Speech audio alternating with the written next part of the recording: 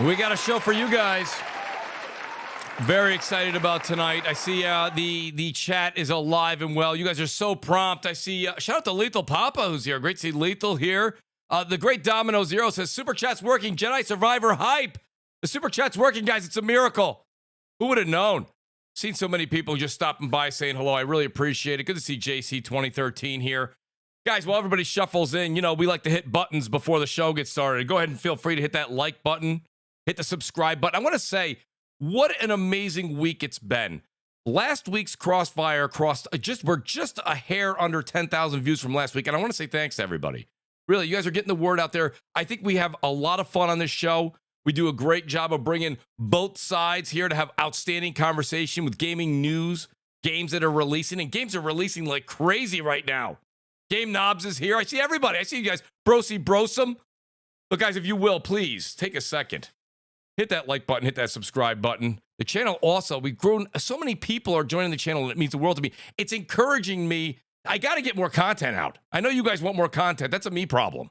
That is a me problem, and I apologize. The great Jimmy Harrison's here, too. Thank you, Jimmy, for being here. Tweet it out. Let everybody know that we are live. The great Gaming with Persona, who's on the show and in the chat, it says, hit that like button. Means the world to me. But right above, pardon me, that outstanding description. Look at that description right there. That's Pulitzer right there. That's unbelievable. That writing right there. It's a Nobel Peace Prize in the making. Right above that is the join button. If you guys would take a second and consider joining the channel, it means the world to me. The great Jay Barry's here, too. I think the super chat is working. No yelling. Not on this channel, Jay. I'm sorry. I apologize. I like that you and Persona don't scream on What's Up PlayStation Saturday mornings, 11 a.m. Eastern Time. Got to give a plug there. I like that because I'm easing into my Saturday mornings with you guys. But on Friday night, everybody's done with their work week. It's time to scream. It's time to yell. It's time to game. That being said, I want to say thanks to each one of you guys. I can't even start to explain how much it means to me that you guys have joined the channel. And let me call these guys out one by one. We talk every week.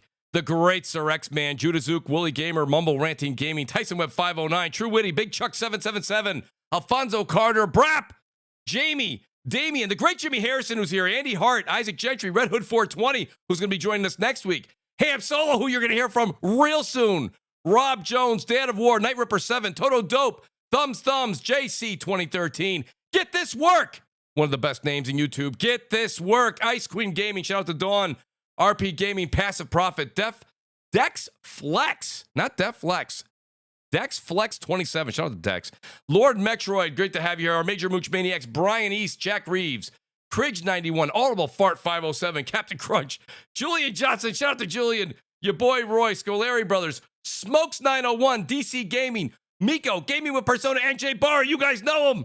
You're going to get to know him a little bit better in a minute. Supreme Samurai, Tactical Gamer, Danelle Brown, that guy Smitty, 4-star General Brian B.A.K. Delirium Blades, and our VIP Mooch Maniacs, Button Basher podcast, who you're going to hear about tonight. Snoop Will Pack, Skate On, Domino Zero, Shadow Assassin, Strictly! Shout out to Strictly Gaming and the Wise Old Gamer, and our honorable mentions, Marty, Ambassador Bison, Chris, 713, Percolator 9000, Hustle and Motivate, Chilean, where are you guys? They're out there without food with our toilet guys. Call them up, let them know to come home. And our Forever Mooch Maniacs, Longshot 316, and the great Optimus Code. And if CJ Barry says middle-aged game guy and Persona should unblock each other on Twitter. Just jokes, looking to enjoy the show. You guys are going to have a great show today. That's what we do here. We bring peace and harmony to gaming. I didn't even know we were blocked. I didn't either, but it doesn't matter. I'll be honest with you. Me and the great J-Dub, who's on the show, we had each other blocked. Things have to change. We don't anymore. Now we game and hang out. If you're blocked, you succeeded. Well, that's the old school methodology there, Basher. But without any further ado, and we are waiting for... Go ahead. Is that J-Dub?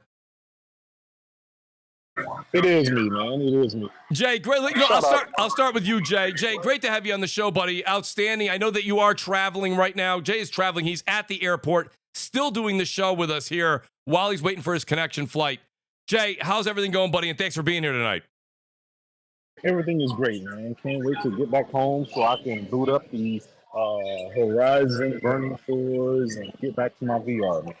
That's what I'm talking about. Jay got me into VR GT7. Jay legitimately, single-handedly, I spent $300 on that wheel. It's probably the best $300 I ever spent. Jay, outstanding to have you here tonight. Please do chime in when you get a chance. I know you're on the road, so I appreciate that. Without any further ado, the great Persona, who doesn't need an introduction. You guys know him as Gaming with Persona on YouTube.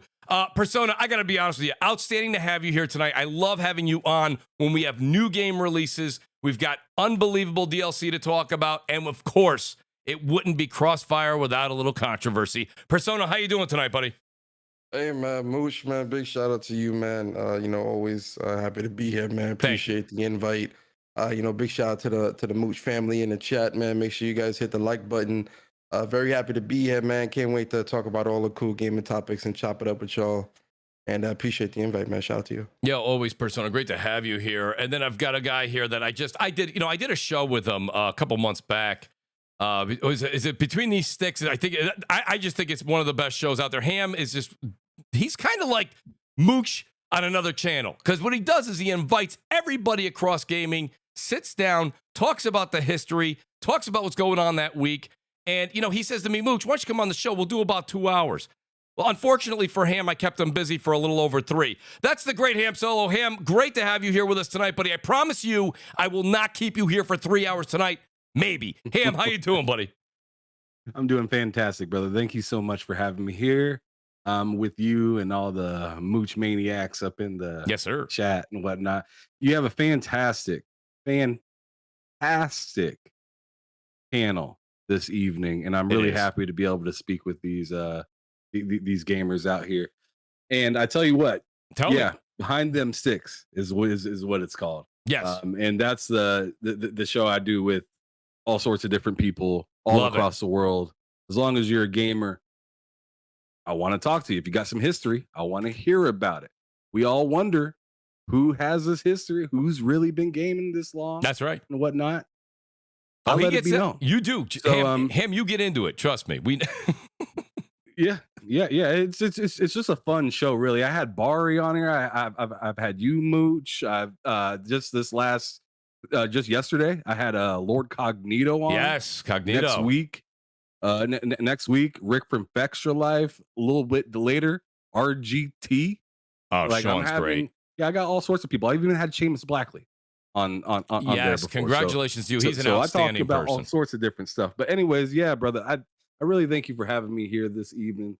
Let's get into it. All right, I appreciate that, Ham, and I'm really impressed with that lineup you got coming onto the show. Your show, middle-aged gamer guy. I had him on as well. He's here. Yeah, I was about to say. I'm like, what? You had the Mag on the show too, Mag, we talked for 2.5 hours. Mag, sure did. Here's the deal, though, Mag.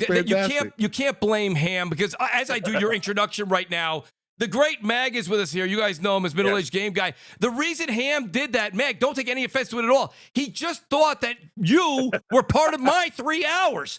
They get confused. They don't know who we are. No kidding. He just thought you came on twice. Right. Mag is my voice doppelganger. It's fantastic. Mag, great to have you here, buddy. I know that you have a crazy work schedule as well. So I appreciate you taking some time tonight to talk some games with us. How you doing tonight? I am doing fantastic. You know what? It's been a lot of self-reflection this week on a lot of things in the gaming world, and there's been you'll hear about it when we talk about it. But there's a lot of things that need to happen, a lot of things that need to be fixed, and a lot of things that are just you just got to shake your head and be like, what the hell's going on out there? And just for one company in particular. But we'll get into that in the show tonight. And let me tell you something. For a lot of people who know me for who I am, there's one thing that I'll never do. It is I'll never bullcrap anybody about what I do and what I am and what I feel. If I don't like something, you're going to hear about it. If I like something, you're going to hear about it. I will never, ever, ever stand for anything that I don't like and just say, I'm just doing that because I support this side or support that side. Not happening tonight. All right. And I'll tell you, I love not happening for the near future. That's for damn sure. But when we get into it, we'll get into it. Let's have a great show. We got a great panel. We got a great chat, and let's get going. I appreciate that, Meg. I love the honesty. So shout out to Shalane, Jack Reeves. I see all you guys out there. Shout out to Jez7780 who's here from the Gaming Grindhouse. You guys know Jez as well. Let me do this much. This is an honor to say this right here. So the great Button Basher, you guys see him here. Button Basher reaches out to me, and we've had this conversation on the show before. It's an honor to actually bring on new gamers and people that reach out and they say, you know what? I love podcasting. Podcasting is something I want to do. It's a passion of mine. You guys know that we do CrossFire every Friday because it is a passion of mine. I love to do the show. It means a lot to me. It means a lot to the chat. It's love that just a great friendships brought together through one common thing in goal. That's gaming. And the great Button Basher reaches out to me a few weeks ago and says, Mooch, listen, I'd love to be on the show. I said, you know what? Let's do it. So Basher, without any further ado, buddy, welcome to CrossFire. How you doing this evening?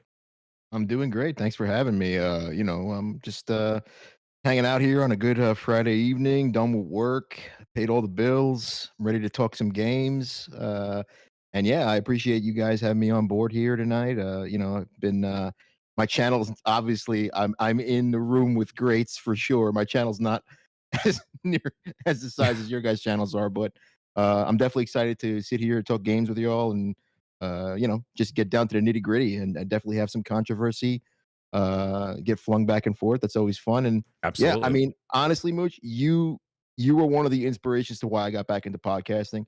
I like go over a little bit, and then one day I was driving and I turned to your channel, and I was like, this guy sounds like a radio talk show host, and he's just got just a fire about him. And I was like, you know what? I want to do this again. I'm Good going for to get you. to it, and I'm going to get going. So I started. So shout out to Vance, my partner in crime, the one that does the podcast with me.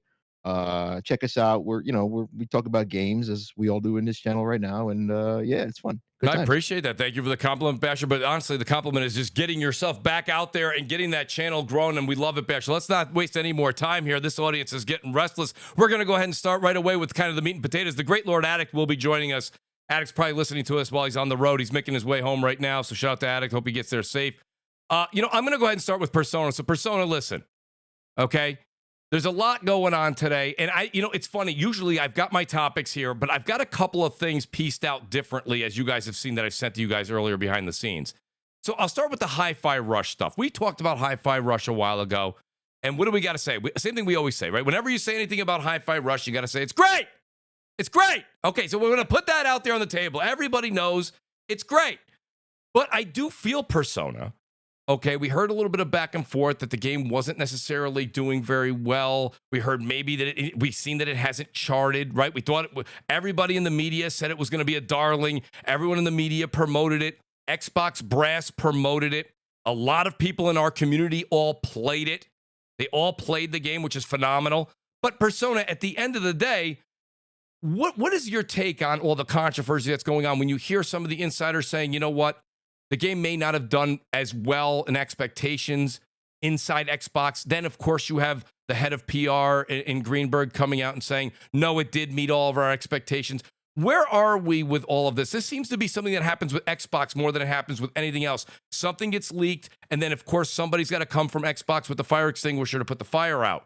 So, Persona, where are you on that? And then I'll peel the onion back as we kind of get a little deeper into what this is going to transpire into.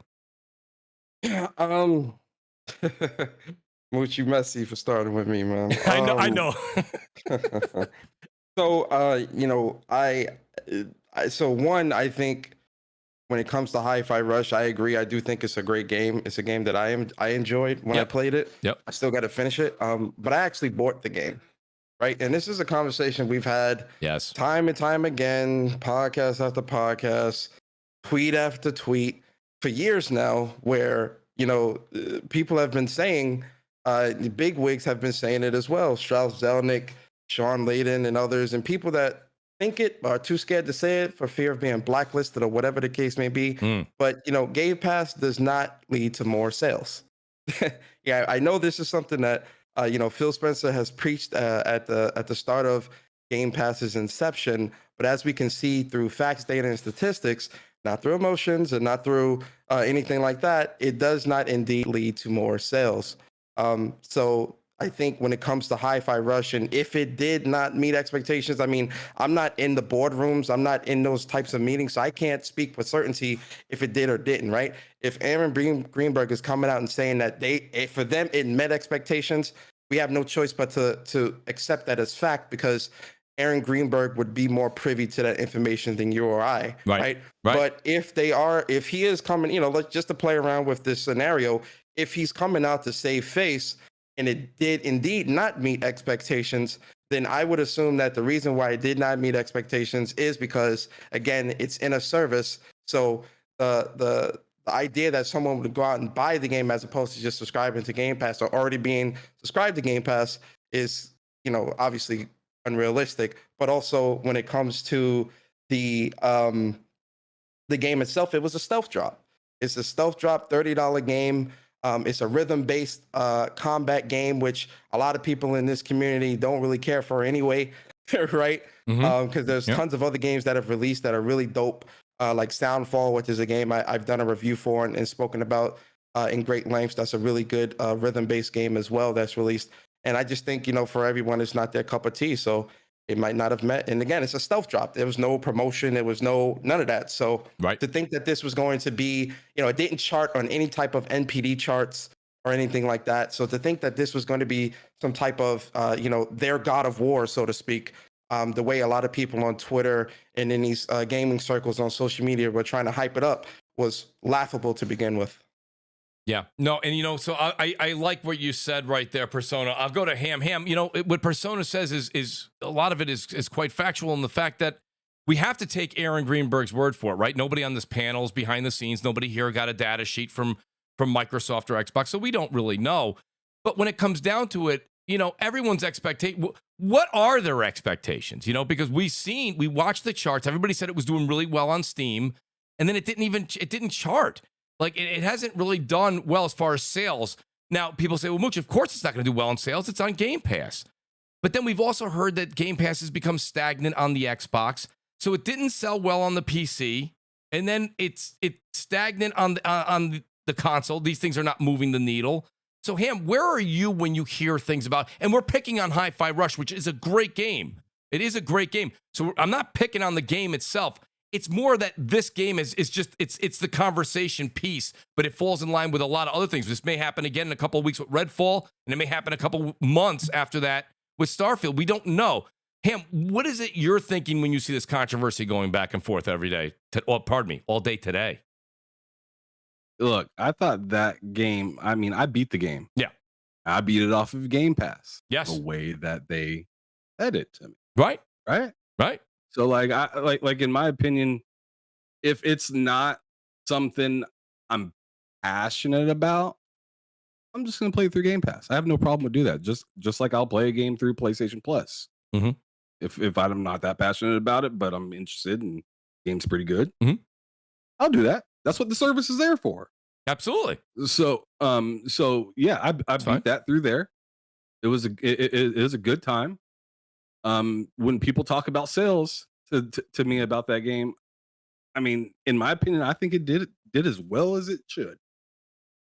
I don't think it was like I thought it was excellent how they rolled it out, how it was a stealth drop. It came and see Xbox, and we're gonna get into this, I'm sure, later.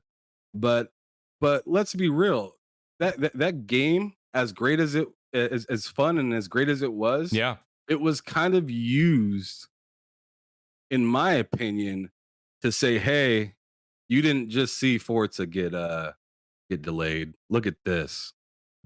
Here's a shadow drop.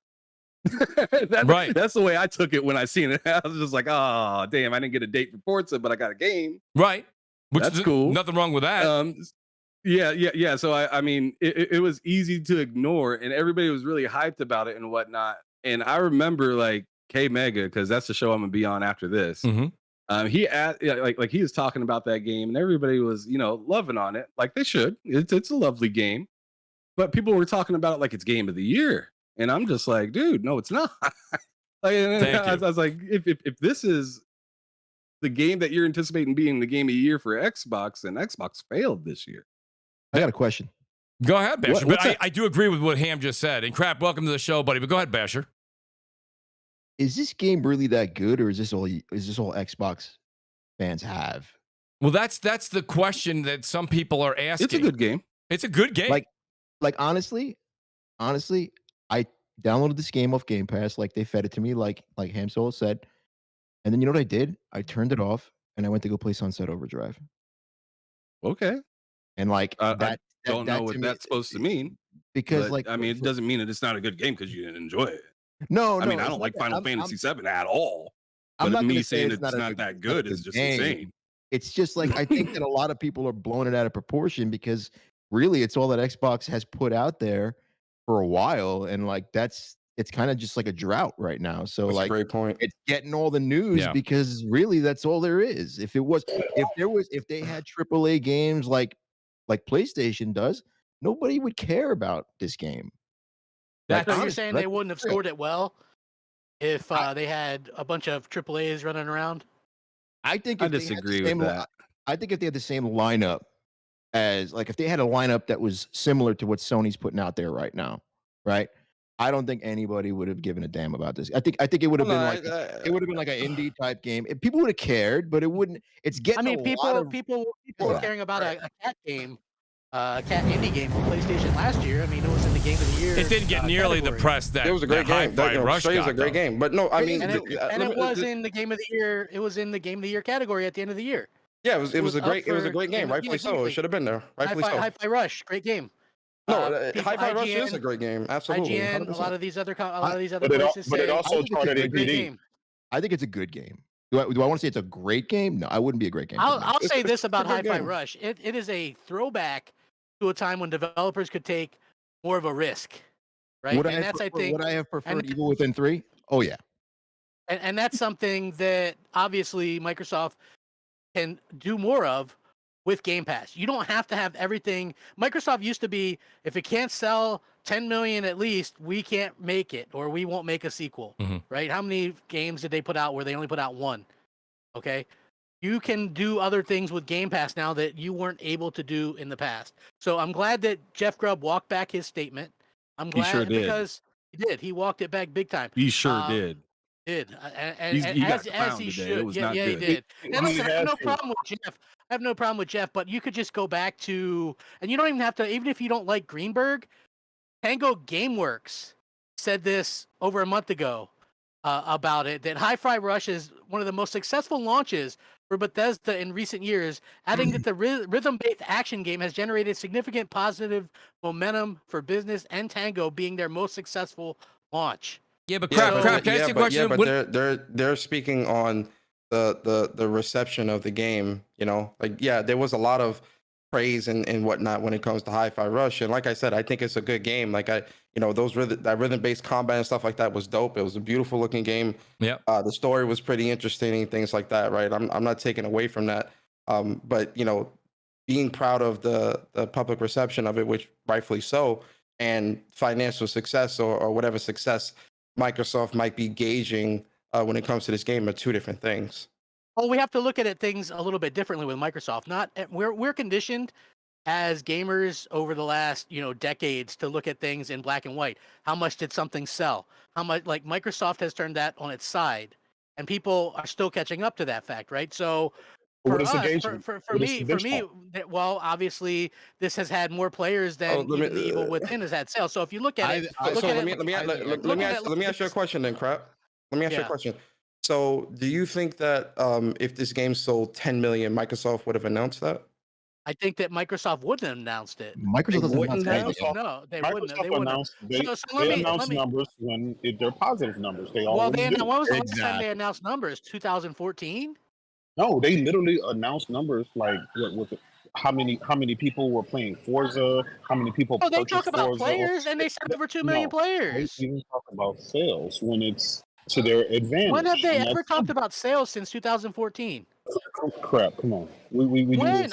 I'm asking for an example. Listen. When have they specifically mentioned anything sales They talked about hold on. They talked since about flight. 2014? They talked about Flight Simulator. They talked about Forza. They talked about all They of talked these about other players. Bro, come on. They talked about players, not They sales. did talk There's, about there's, players. Microsoft is so distinct shady difference. with We their don't even numbers get- we don't all even the get time. paid. there's Players, this distinct difference. But also, I want to cover something real quick. Hi-Fi Rush is a AA game that they put zero money into marketing, zero money into making a physical version. Mm. There's no multiplayer. There's no Oh. like microtransactions in this. So right away, like I knew that it was bogus, that they were, it didn't hit some metric or whatever. Like that's not going to be an accurate thing, because what metric could you be going for in a AA game that you didn't put any money into in terms of marketing or anything like that? Besides that, it was Bethesda who decided to shadow drop this, and Bethesda handles Bethesda, by the way. And they were the ones that said, "Hey, let's go ahead and shadow drop this thing," right? But the thing you have to understand about that crap, I agree with you. I don't, to shadow drop something and then try to bolster it up to be again like a God of War. like I said Who earlier, was doing that? no, hold Yeah. bro, no, I'm hold on. I'm Nobody's setting doing it. I'm setting it up, bro. I'm setting it up. Okay, Calm well, down. let's Set it see. up. I'm setting it up. Go, What I'm go, trying go. to I say. got your back, Persona. Go. What I'm trying to say is, for all of us, for people that have common sense, of course, a shadow drop like this, to expect this to perform at the level of God of War is definitely idiotic or funny. But when you look at this, Yeah. when you look at this community in social media, a lot of people were trying to compare the player counts and numbers for Hi-Fi Rush to Forspoken, and then when the actual facts, data, and statistics came out that this game is not even charting anywhere, that's where the jokes and the idiotic Well, things how and can stuff it like chart? that. How can it But- chart like on a NPD when there's no physical release? Yeah, but crap, Listen, that's listen. not You what put he's. a glass of water in I the hear middle you. of the desert. and Well, hold people on a are- second. I think So you do know that Stray also wasn't a physical release and it charted, right? Well, Yeah. you have to also look at it in the middle of a Right. year And it- when and there it was was- nothing But out. it was also in a service as But well. there's and it still nothing on charted. there's nothing on Xbox either, and it still didn't chart. That's what I'm saying. That's not true. Wait. Look at Hold the on, games hold that on. are Wait, releasing. wait, crap. Last year was one of the driest years I could Oh, yeah. remember, just in general. Yeah. Right? Crap. Like you How had about- stuff crap. that How about was you this? had How stuff about in the this? How top about 10 that was Wait. years old. Yeah, hold on. Wait 1 second. How about this? I'll give you the win on that, like that you think the Hi-Fi Rush is a great game or whatever the case may be. My question to you is this: what are you playing on Xbox after that? Well, I'm playing Ghostwire Tokyo right now. A game that runs better on PS5. Okay, what does that have to do with the price I'm of just- beans in Brazil? I'm just saying to you. I'm just saying. I mean, that's It's a not drought, a statement. man. It's been How's a it drought. when I'm literally But playing crap. Here's the another thing. first-party Here's Xbox hold on. game. Here's my take on the whole thing, because I see the whole thing going back and forth on Twitter. My point is this: crap. If someone says what are you playing on Xbox, you'll say I'm playing a third party game and I'm enjoying it. What's the difference? But then you'll say in But I'm not 2020, playing a third-party but game hold right on. now. I'm actually playing a first-party game. whatever. But yeah, but before that, you would say you were playing like a third party game. You're like, I'm really enjoying whatever the third party game that came out. You're like, oh, this is a lot of fun. I Like beat Hogwarts, Legacy. right? I beat Hogwarts. that on But on like when you Xbox, say, yeah. but then you'll say 2023. You'll say 2023 is a better year for Xbox. Can't everybody play in Absolutely, they're PlayStation? first-party wise, But they for can't How play. many times can't- are we going to say Well, that? hold on, Year. hold on, Pastor. Hold on. What I'm saying is, then can't everybody, when you say that, just say, well, I'm just enjoying it and name any third party game on PlayStation? They can, but when I say that, I'm saying the first party wise, Microsoft's first party is looking far better this year. Not really. Than Sony's first party. Yeah, but crap, you're going by. Are you going by numbers or are you going by quality? Because right now, I'm going Redfall by doesn't look good. well, last year it was all about first party releases. Yeah. Wow, we got Horizon, we've got GT, we've got God of War, Dog. Damn. Xbox got spanked in that first party department. Well, you look at Xbox this year and it's like, goddamn, they shadow drop a game as good as Hi-Fi Rush. You know, they put out Ghostwire Tokyo, they're putting out Redfall, they're putting out Starfield, they're putting out Forza Motorsport. Like, come on, that's a stellar lineup. Of Well, first-party titles. Forza's not announced yet, so we don't know. I mean, but- it's coming out this year. Starfield is. We not don't gonna know be that. It's no way, man. But- Starfield's going to probably get in like the 70s. No, I on think Metacritic. Well, that's Are different. you kidding? No, I think Starfield will be all right. Man, this But I mean, button, that's a button good bro joke. is capping right Hey, yo, now. hey, yo, He's crap, getting yo, his That's a in. good crap. Hey, man, let me No. book you on a tour. Comedy tour. Get out Yeah, there, man. this So, man's out of hold his on a mind second, I right got- now. So Saying that crap. stuff, man. Are you I'm saying hilarious. So crap. Are you I'm saying that? hilarious. Wait, hold on. So There's crap. 20 smooths in this chat. hold on, guys. Wait, We got a wait, lot of people on, so I usually don't do roundtable, but we got to kind of do roundtable tonight. We do have a lot of folks. Go ahead, Persona. Go ahead, and then I'll let Crap 70. respond. I forgot what I was gonna say. Somebody else can go. Oh, I was. Nah, because I'm still like trying to wrap my head Where around you get using. these people from? I was Mooch, come on, I was thought you I were was trying to wrap professional. I was trying to I wrap am my head around. professional. 10,000 Yeah, views yeah, last Mooch. week, Crap. The fact that you called the lineup stellar. Crap. I was What do just you Get trying to wrap back my head in around. this shit just so we can run it how it's supposed to be run again. God damn. wait, crap. What do you think These Starfield's gonna amateurs get on- in here. What do you think Starfield's going to get on Metacritic? What do I think? What? What do you think Starfield's going to score on Metacritic? I would say. Never mind I would say- I would Starfield. say Never at mind least- Starfield. Let's go back to Redfall. Like, let's not. Yeah, skip why are over we that. jumping I would past say at least Redfall? 87. I'm not. Let's not go Starfield. Let's go Redfall. Do Yeah. you think Redfall is on the same quality level of, say, a Horizon? Not when it looks Horizon? I don't like Horizon, so for me, it doesn't got to That's do. Well, with it's not what I- about that's not like. what I That's the thing. asked We you, can't though. keep That's changing not the what I subject. asked It's you. we got to stay on. It's not what I asked We got to you. stay on That's not what I topic asked you. though. It's not Like, going to score an oh, boy. 87. no, it's. What have I done? Is it going to score? Do you think? And this isn't just for Crap. It's for welcoming, by the way, Gaming Addict and Worry Ward as well to the show. But I mean, Crap. Do you think that like or anyone that wants to chime in, do you think that Redfall will get in the 70s? No, I think it's going to score at least an 80. Absolutely not. No way, man. Yeah. No way. Not based okay, off. so why wouldn't not it? based off that gameplay? Absolutely not. It looks Okay, like so you're basing it off of one gameplay, but how about the 30 previews that said we got a Game of the Year contender here? oh, you mean the previews that say it's a Yeah. Far Cry game, but it looks like a The lesser same, game? the same, the same previews that told there's you. like 20, the 20 same 30 previews that told said, you that they that couldn't. said it's awesome. The same previews that told you that this was running on an Xbox and it's not. I couldn't tell. The same excuse me, previews that said told you it's a Game of the they Year couldn't tell candidate? you. They couldn't So- tell you that it wasn't running on an Xbox. That was So playing you're on PC. thinking That's what you're telling me? it's going to score a what? Like low, like Forspoken? Are we I'm talking that low, or are we talking something else? Let's stick to Redfall, Redfall. 71. Well, Forspoken is not a first-party game either. Oh, it doesn't No, matter. I no. mean, they paid Well, sure it enough. does. They paid into it. Well, no, That's we a gotta game. say we gotta That's a keep the hundred- same. We yeah, gotta yeah, keep yeah, the same we're- energy, I right? feel like It's we're not- moving it's the not a goalposts first-party around a game. little $100 bit. million I feel like game we're that moving the Sony heavily goalposts invested around. in. Well, that's what I'm Not a saying. first-party Yeah, game. Ham. It's not a first party game. I'm not gonna lie. It feels like we're moving the Yeah, goalposts I'm with around. Ham. I I'm think just we're wondering moving- where we the are. hell- We're moving, What yeah. are we Let's even talk talking about right Sony's now? first party, but what did they put in? Crap this the year? one that came in on A 10. I'll be baseball honest. game, a VR game, okay. A DLC. I mean, to be fair, we have to Christ, see come on. exactly. We haven't played Hold these on. games. Hold though. up. Hold up, crap. You really think right now Sony's not sitting on a massive treasure of games No. they're gonna start announcing pretty soon? Like, No. Yeah, a bunch of because multiplayer of games. the deal about to happen with Activision, that they're staying quiet with all these deals happening with No. Microsoft and what have you. They're You know what I waiting for think? those You deals know to what go I think is through, happening? and then they're gonna just fire everything. they I'll got. tell you exactly what I think is happening.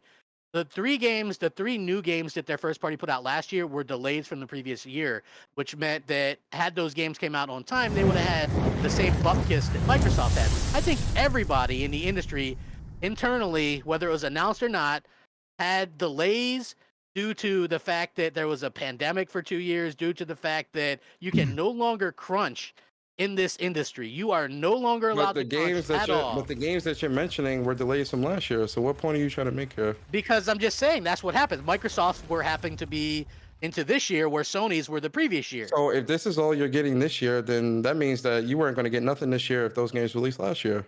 What are you talking? Who said that all these games were scheduled to release last year? Redfall Nobody and said that they Starfield weren't were. scheduled to release Yeah, last year. those were scheduled to release, but we don't know Those are the two of your full biggest picture games. yet. But we look at Base game. Sony's And picture. for the and first what- time what in is- the what fir- does for the Sony's first have- time in for the first time in God knows how long a Forza game didn't release on a yearly schedule. It skipped Well, last and year, who knows and we how still have long? no date Forza, this year. you know when the What last does that Forza tell you? Motorsport released? Forza Motorsport released in 2017. Oh my god, I'm so sick and tired of hearing about Forza all the time. Like, it's a I'm just racing saying, game. he's It's a saying it genre. releases every year, but he's just saying. We But I need just something new, man. I want How Microsoft to be just long as ago good as was you that? do. Like I suck at math, but that doesn't seem like a yearly release. I'm If saying, the last one was 2017, I'm saying in terms of the Forza franchise. yes, Right. and the last, and then you had Forza Horizon 4 have a 3-year break between Forza Horizon 4 and 5. Well, hold on. Microsoft I want to just- get Addict. I know you're coming in here It's already late. been 2 years since Forza Horizon 5 released. That was 2021. We're in 2023.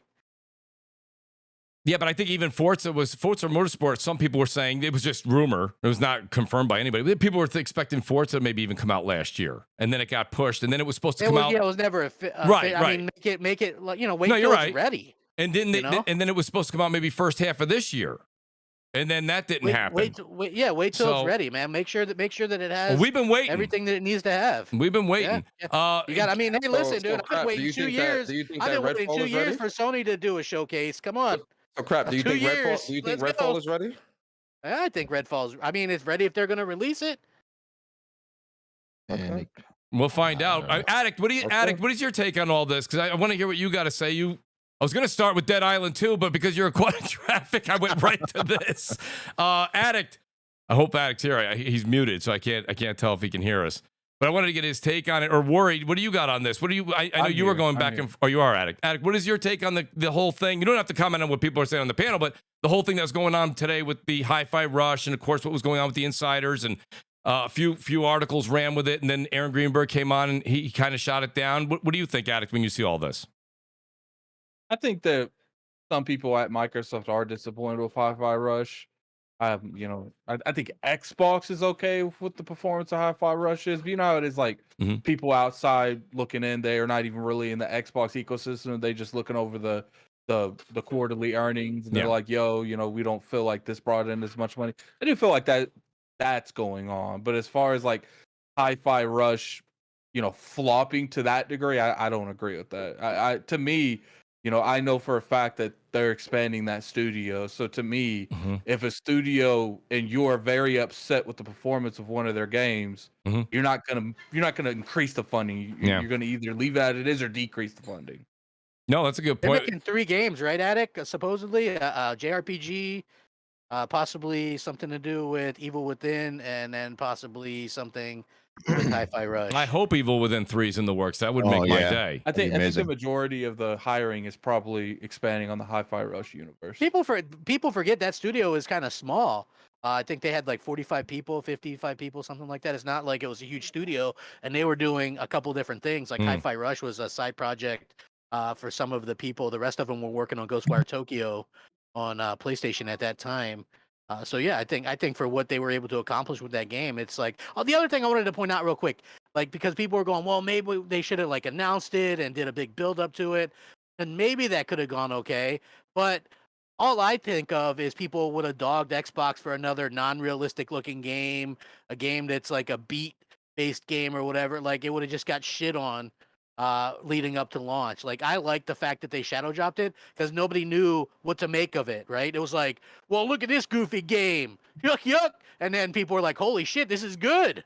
You know what I mean? Like, as I said, it did about exactly as good as it was supposed to do. And I think people are blowing it out of proportion as if it was supposed to be some massive like God of War type shadow drop. And people are saying, oh, this could be a game of the year for Xbox. And I'm like, dude, like there's so much other stuff that Xbox is going to be coming out with. And then there's so much other competition out there. If you guys are expecting a game like Hi-Fi Rush to be a game of the year, you're disappointing yourself from the jump. I think it was the sites. I mean, if you look at what was going on with Digital Foundry, they were like, this is definitely going to be up for graphics of the year, early game of the year contender. I think they're the one, like every year you have a dark horse. Do I think this game is going to be better than Zelda? No, because I think people lift Zelda up to a certain level. Like it's not my type of game, but I hate Zelda. I'm very honest about that. So, but people love Zelda. So like that's going to be up there. But I very much went into this year thinking that Starfield's going to be in the chatter. Hi-Fi Rush being in there is a bit of a bonus. You know, I think that's pretty cool. Who the hell is deciding these release dates though, man? Like honestly, putting Redfall between Zelda and Star Wars, it's just bound to fail. To be honest with you, the game wasn't ready before that date, and it looks like it's definitely still not ready because at 60 frames, when is it going to come out?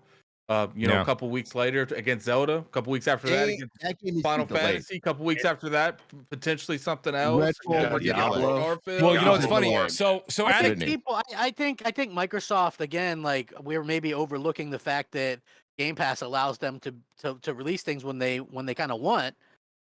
Because people can always just hop into it and play what they want. Like people are going, "Oh my God, Starfield's going to launch against Spider-Man 2. What a disaster!" And I'm like, "Why? Spider-Man 2 is PlayStation only, and Starfield is going to be PC and Xbox only. Like it's a totally different audience. If like you know what I'm saying? Like I'm going to play through Starfield. I'm going to play through Spider-Man. It's like it's not really a big deal. If you want to play something, you're going to be able to play it. But I think having a game in Game Pass means that people have that there as going, okay, well, I can hop into that and play that on Game Pass. You know what I'm saying? Like they don't have like they can get the Star Wars game and still play Redfall, right? It's not a big deal. You don't have to spend $150 to do that. The question is, are they going to do that? That's the question. I mean, listen. This is what I would say. If it's true that Hi-Fi Rush is Tango Gameworks' most success, because if you look at it, Evil Within 1 and 2, they didn't sell well. Those aren't like high-selling games. Look at what Arcane's done. Prey, those games did not sell well. It might be their most. This could be their most played game. Yeah, this could be their most played game. This could be their most played game. Exactly. So people that it's are out multiplayer. There, it will be the most played. Yeah, like people that are sleeping and are going, man, it's really good. Look, Arcane has not done successful games. They've done what's been considered good games. but not successful games. This is the first time that they've had a chance to really, Well, you've Arcane, got I can't go with you on that one, man. you've got Look, 30 look, so wait, million Hold up, you're saying it's their subscribers. first chance to do this, and then they release it looking like a 360 game at 30 frames a second. Looking like a 360 game. Yeah, it looks like a 360 I don't agree with game, man. that. The graphics, you're gonna say the graphics look like what Microsoft has been promising us all these years? I think it looks fine. I don't think it looks terrible by any means. But I don't listen, I'm playing Ghostwire Tokyo. I'm not going, holy cow, this is blowing me away. In the If you're graphics department. if you're calling it a somebody 360 back- game, you don't know somebody- Arcane very well, to be honest. Somebody back me up there. The graphics don't look good at all. Look, do they look God of War? No. Do they look Horizon? No. But It looked they like an do Arcane look game. Okay, like it's not like they're like I think 360 is aiming a little too low. That's just me personally. But I have seen I was gonna say I have seen unedited copies because IOP was able to go to that preview. Yep. So it does look better than you see on YouTube. But I wouldn't say even with you playing it, I don't think it's going to be like the prettiest thing you play. But I don't think that is ever been Arcane's bread and butter. It's always been art style, whatever. I get that, but I'm just saying, like, I don't know. The game doesn't look like a next gen game to me. Well, I think when it comes down to it, and I think Basher, what you're trying to say is right now everybody's been really, really hungry for that AAA experience coming from Xbox, right? Everybody can't wait to see it. Hi-Fi Rush stuff aside, and then they saw this come out. This was supposed to be the big thing after the big drought of 22, and everyone's just it feels like it's fallen a little flat. Now that doesn't mean that you won't enjoy the game, and I think Attic just did a really good job of explaining what he saw behind the scenes. It puts things in perspective. I have a couple super chats here. If I fall behind, I'm going to get in trouble by the chat. Shout out to the great, I'm going to say his name wrong. I apologize. Well, there's Skylar De Rouen. He says, go easy on Xbox today, Moochie. No problem, Skylar. We will. Methusadal, who's back from last week, he says, what is the meta for Game Pass? More MTX, episodic, traditional SP, single player won't get max profits, concerned about the future of games there. Jay Bari makes a good point. This is when Persona was talking earlier. He says, looking a Xbox success or failure is like looking at Xbox successes and failure is like looking at abstract art. It's true. No matter how you look at it, it depends how you poke your eye around it, right? Shout out to the great Face 23. He says Microsoft is conditioning its players not to buy games, and if Game Pass was doing really well, they haven't spoken about Game Pass subs in a while now. They talk about players. So what is the metric Microsoft is going for? That's true. We have not heard about Game Pass numbers in a long time now. I've heard it was from early last year. Blade X says 7% of gamers beat Hi-Fi Rush. Let's stop the cap. True Witty says, crap, can you pay your rent with player engagement? I'm not sure that question can be answered, True Witty. Antics, thank you for subscribing. Yeah.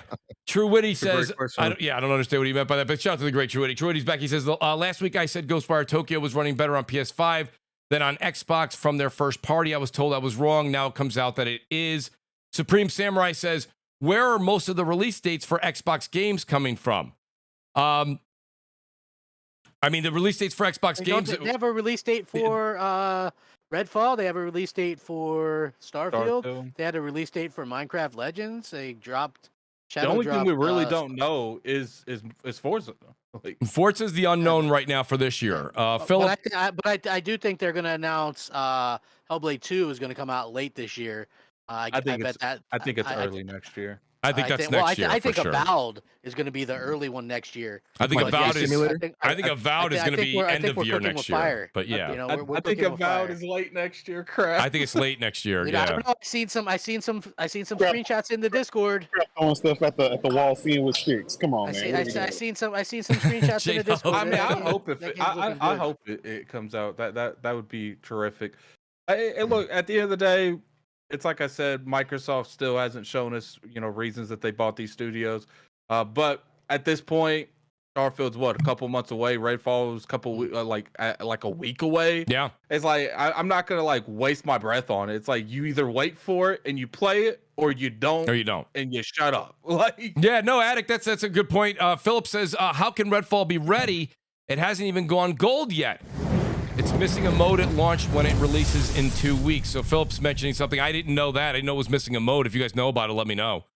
Rice79 says, is he talking about the high frame rate? Yeah, I think he's talking about. I mean, he's talking about performance. oh, just performance mode. My apologies, Philip. shit for Okay. me, When he said mode, I thought it was an actual game mode that was missing out of, multiplayer. Rice79, he says, Hi-Fi had an 11% completion rate crap, not a banger. I don't think, I've seen that going back and forth today. I would say, listen, completion rates aren't necessarily a measure. Like 16% of people finished Horizon Forbidden West or something, and so they were having trouble. They weren't going to be able to play the DLC. It's like it's a bad metric to really go by, to be honest with you. Oh, only this many. Listen, I think that's one of the strong points of Game Pass. You can try a game, and maybe it's not for you. Nothing ventured, nothing lost, buddy. So let me ask. So Wait. But you just told us earlier that sales don't matter and engagement does. Wouldn't the completion rate of a game be a proper engagement gauge to determine? If you've got 30 million people, that's 30 million. So then how are you telling us that doesn't matter though? I'm saying the completion percentage. 11%. I'm saying going by completion percentage is kind of silly. How? What other engagement do you go off of? Because the amount of people completing it isn't the total amount of people playing it. If someone it might not grab you. Look, I started Horizon Forbidden West. I sure as shit didn't finish that crappy game. Crappy? Whoa. Yeah, terrible. That's the most boring goddamn game I've ever seen. Aloy might be the most. You said you're playing Redfall on PC, right? She's a carpenter's dream for a different for a different reason. She's as boring as a piece of wood, right? Like no personality. Jesus. I'm sure those vampires in Redfall are gonna have great personalities. What was I gonna say? Personalities in Redfall. Oh, let's make fun of Redfall. Okay. How about let's try? Well, crap. Hold on a second. When you have Starfield, let's make fun of Starfield. But Starfield's going to take after you say Skyrim, I say Fallout in space. Regardless, tomato. Fallout put people into a coma. So it's not necessarily the gameplay. It's a beloved game. It's not my type of game. But... Well, I understand that, but the gameplay in Horizon, I agree with you. I didn't think the story in Horizon was my favorite at all. You know that. But the gameplay in the second one, where they cleaned it up a bit, the mechanics are better than the first one. I thought the first one, the mechanics weren't great. I didn't care for the story. I like the mechanics. I had fun playing the Forbidden West. She sucks. That's not my fault. She sucks. Even though how would you know that if you didn't see the game through? Wait. Can I say something? Yeah, go ahead, Jay. Let's get J-Dub in here. All I want to say is the 2021 crap loved Horizon. But now the 2023 hate. I never finished it. I actually told Mooch behind the scenes, I'm like, listen, I'm not going to shit on the game publicly because people get excited for stuff. And I hate doing that. Like where you're just like, everybody's real excited for something. And then you got a bunch of idiots shitting on it, trying to kill people's excitement. And I hated doing that, right? Like, I don't like doing that. So I was like, Mooch, I'm not really enjoying the game. I put, hours into I put like 15, 18 hours into it, but I never went back to it. I couldn't get into it. I was skipping the dialogue. It wasn't good for me, right? But I'd also, at the same time, I don't have to go around all the time, like just shitting on everything, because I feel like that's kind of a shitty thing to do. So, I try not to. There's lots of games that I have no interest in. Like, listen, I have no interest in Final Fantasy, but I'm not going to shit on it for everybody because you guys might be excited for it. You're right? genuinely excited for Redfall? I'm generally excited. I'm excited to play it. Yes. I liked Left 4 Dead. That's kind of my jam. I think that Back 4 Blood kind of dropped the ball with. I didn't like the way that they did the cards in that. The card system was whack. But being able to play something kind of similar to that, I'm gonna give it a try for sure. I'm like, is it my most anticipated game? Hell no. Is it something that I'm gonna play? Yeah. I'm going to give it a try. If it sucks, am I going to force myself to play it? No. If it sucks, I won't play it. I'll say, hey, this wasn't my jam. I'm going to get on something else. It's not like I don't have plenty to choose from. Well, that's how I look at things, Let me ask Worry Wart and Mag. I want to get their opinions on this, and then I want to move on to another topic. Worry, what do you got on this? And I appreciate you joining. I know you're working as well. I don't have any opinion. I would just rather go on to another topic. It's flat Earth. I can't do anything with it. I can't do anything with this. Shout out to Worry. Worry, great to have you here, buddy. We'll chime in with you. Mag, I know that I only have you for a limited amount of time. What do you think when you hear this? And then Attic kind of brought it up. It was one of the other things he was talking about behind the scenes, how Microsoft, the company, might feel versus how Xbox is looking at it. What do you think about the whole Hi-Fi Rush thing? And then what do you also think about the whole Microsoft may not be happy with the state of Xbox right now? All right. Well, here's what I'm looking at. What you got to think about is you got to think about the Netflix effect. And what I'm talking about in the Netflix effect is that if you noticed, even popular shows, except for like maybe a couple of them, they start canceling them after two or three seasons. And you're like, why are they canceling these games or these shows? They do it specifically because it doesn't move the needle in terms of subscription service and new subscriptions. So what they do is that they have a metric. I can't remember the name of it, but they use it. Well, what they do is that when they have a new show or whatever else comes out, right?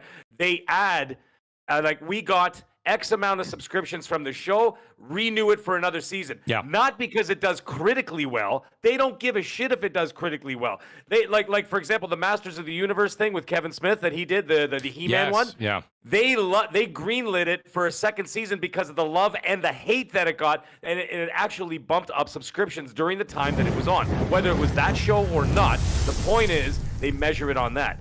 I have seen nothing about what's going on with Game Pass. And if you look at what's been going on, I'm sure you guys are going to talk about it later, when you're talking about the growth, especially like in Europe or whatever, like what was it, PlayStation went up like 400-something%, Xbox went down minus 13, right? Yeah. And you got to look at that. Well, that probably also translates to Game Pass subscriptions, even though we never heard it. We're just speculating. But you got to imagine that if it was doing really well and they started hitting another 5 or 10 million subs, they would have said something. Yes.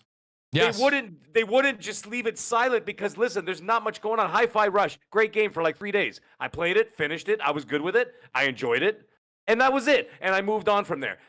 Yep. I haven't touched it since. So now I feel like a fat guy with a gym membership. It's like, well, I played one thing and I got 11 months I paid for, right? And then like I'm playing nothing in between. And then I realized I started doing some math and I started going, wait a minute. I didn't touch it for 6 months and I was paying for it.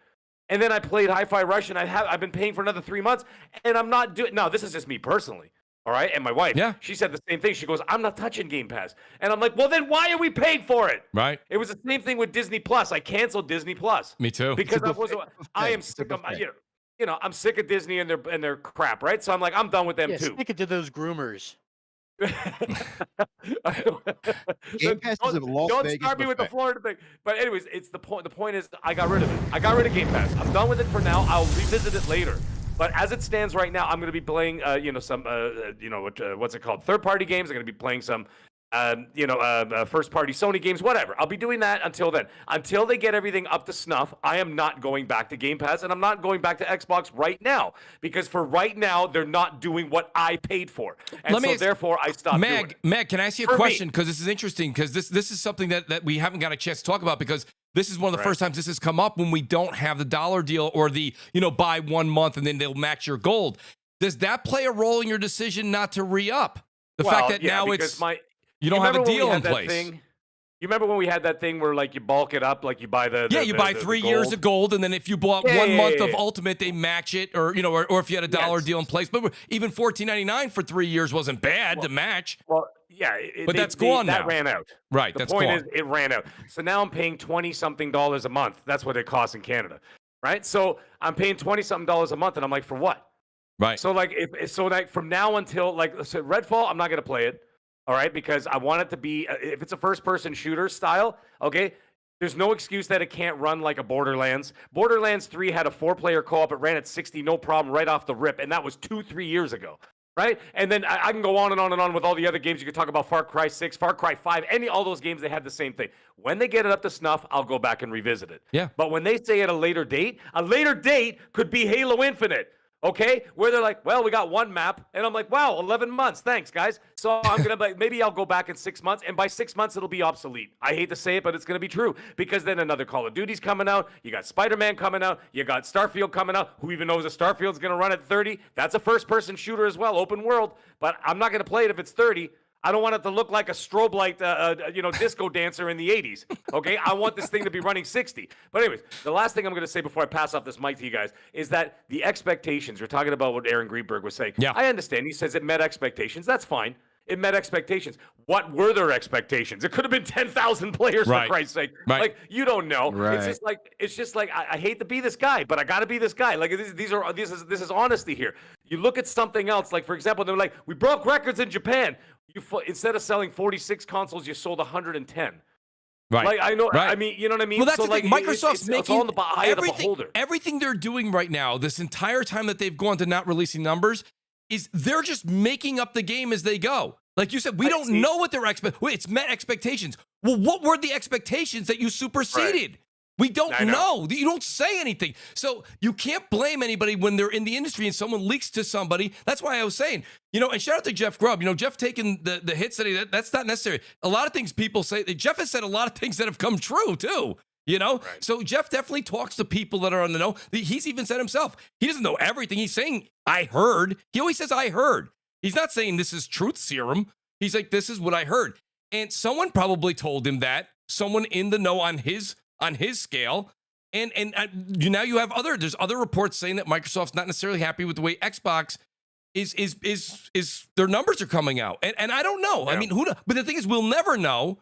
Because they didn't say anything about numbers. They just said that Microsoft wasn't happy with Xbox. Right, they're not happy with Xbox going on. Which I mean, I would assume that's numbers. Like I listened to what Grubb was saying. Yeah, and it's like there's nothing that the fans didn't say. They weren't happy with the lack of game releases last year. So I mean, we were all saying that. Yeah, but I think that when it comes to Xbox, when it comes to Microsoft crap, those guys aren't upset they didn't get to play a game. They're upset because the money wasn't coming in. You know what I mean? That's why they're upset. How can things grow? How can things be? You know what I'm saying? So they came off of 2021, which was like their be all end all year, their best year ever, right? But they released a bunch of games at the end of the year. That's why it was like that. When you go into last year and they released Bupkis, yeah, it stinks. But it's like Microsoft was in such a weird place because it's like this is what I saw on social media anyway, and this is what I noticed a lot about Xbox. It's the Kobayashi Maru. Some of you might get that reference, right? It's a no-win situation, okay? Because when Grubb said that this morning, people were tweeting that to me like fucking fast as can be. Look at this crap. It failed. Your little game failed. It's garbage. Blah, blah, blah, right? They all said that shit. When Greenberg comes out there and reviews it, they go, well, we don't fucking believe Greenberg. He's so full of shit. He's lying, right? So my point is, if Microsoft doesn't say anything against these rumors, people are just going to assume they're true. But when they come out and say these rumors aren't true, people still don't believe it. It's like the same thing with games. People go, they love to say Xbox has no games, right? So yeah, but crap, they're kind of, but aren't they kind of the company? But hold on, Aaron Greenberg also said that shit too. But Aaron Greenberg also said 60 frames per second was the standard. Yes. And exactly. you know what else he said after that? So when somebody is saying, "Oh," and listen, I'm not saying he's a liar because again, none of us are privy to what the backroom dealings are or anything like that. That's not what I'm trying to say.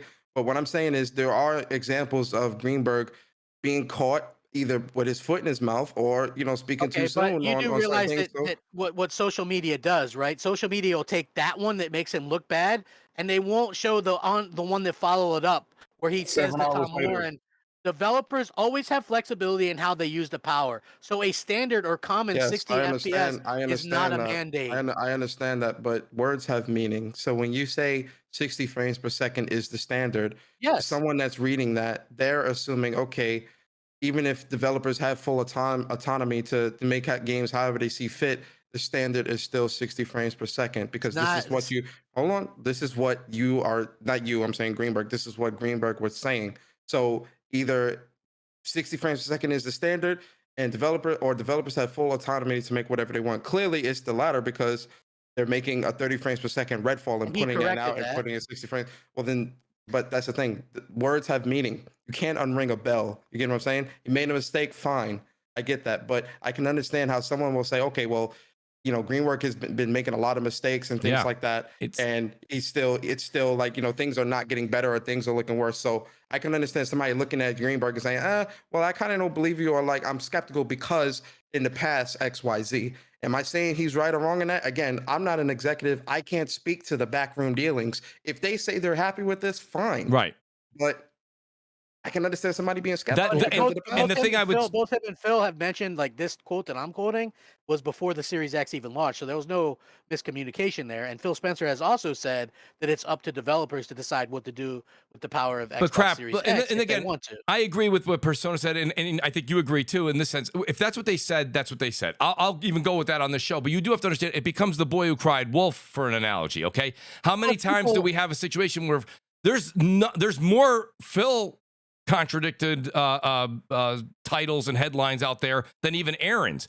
But there's a ton of stuff out there. I mean, remember last gen, Mooch, when you were on Team Xbox, who was that guy for PlayStation said, here's 2 words to get ready to hear all the time. 1080p at 60 frames per second. Right. Right? Like, you know what I'm saying? You had Yoshida say that Killzone Shadowfall was 1080p 60, and they got sued because it wasn't. Like, that's what they do. I understand that, but I'm just saying there were numerous articles updated. PlayStation got crucified when for he that, said, yeah, when they he did. said, hey, you know what? They have the option to use how they want. Now, listen, I think they'll update it. I was on team delay this and, get it right, because it also has like DRM where you can't play it offline, even single player at launch, right? I said, hey, delay it, get rid of that, which they're doing anyway, but it's gonna, you know what I'm saying, and make sure it launches with the 60 option. That was the team that I was on.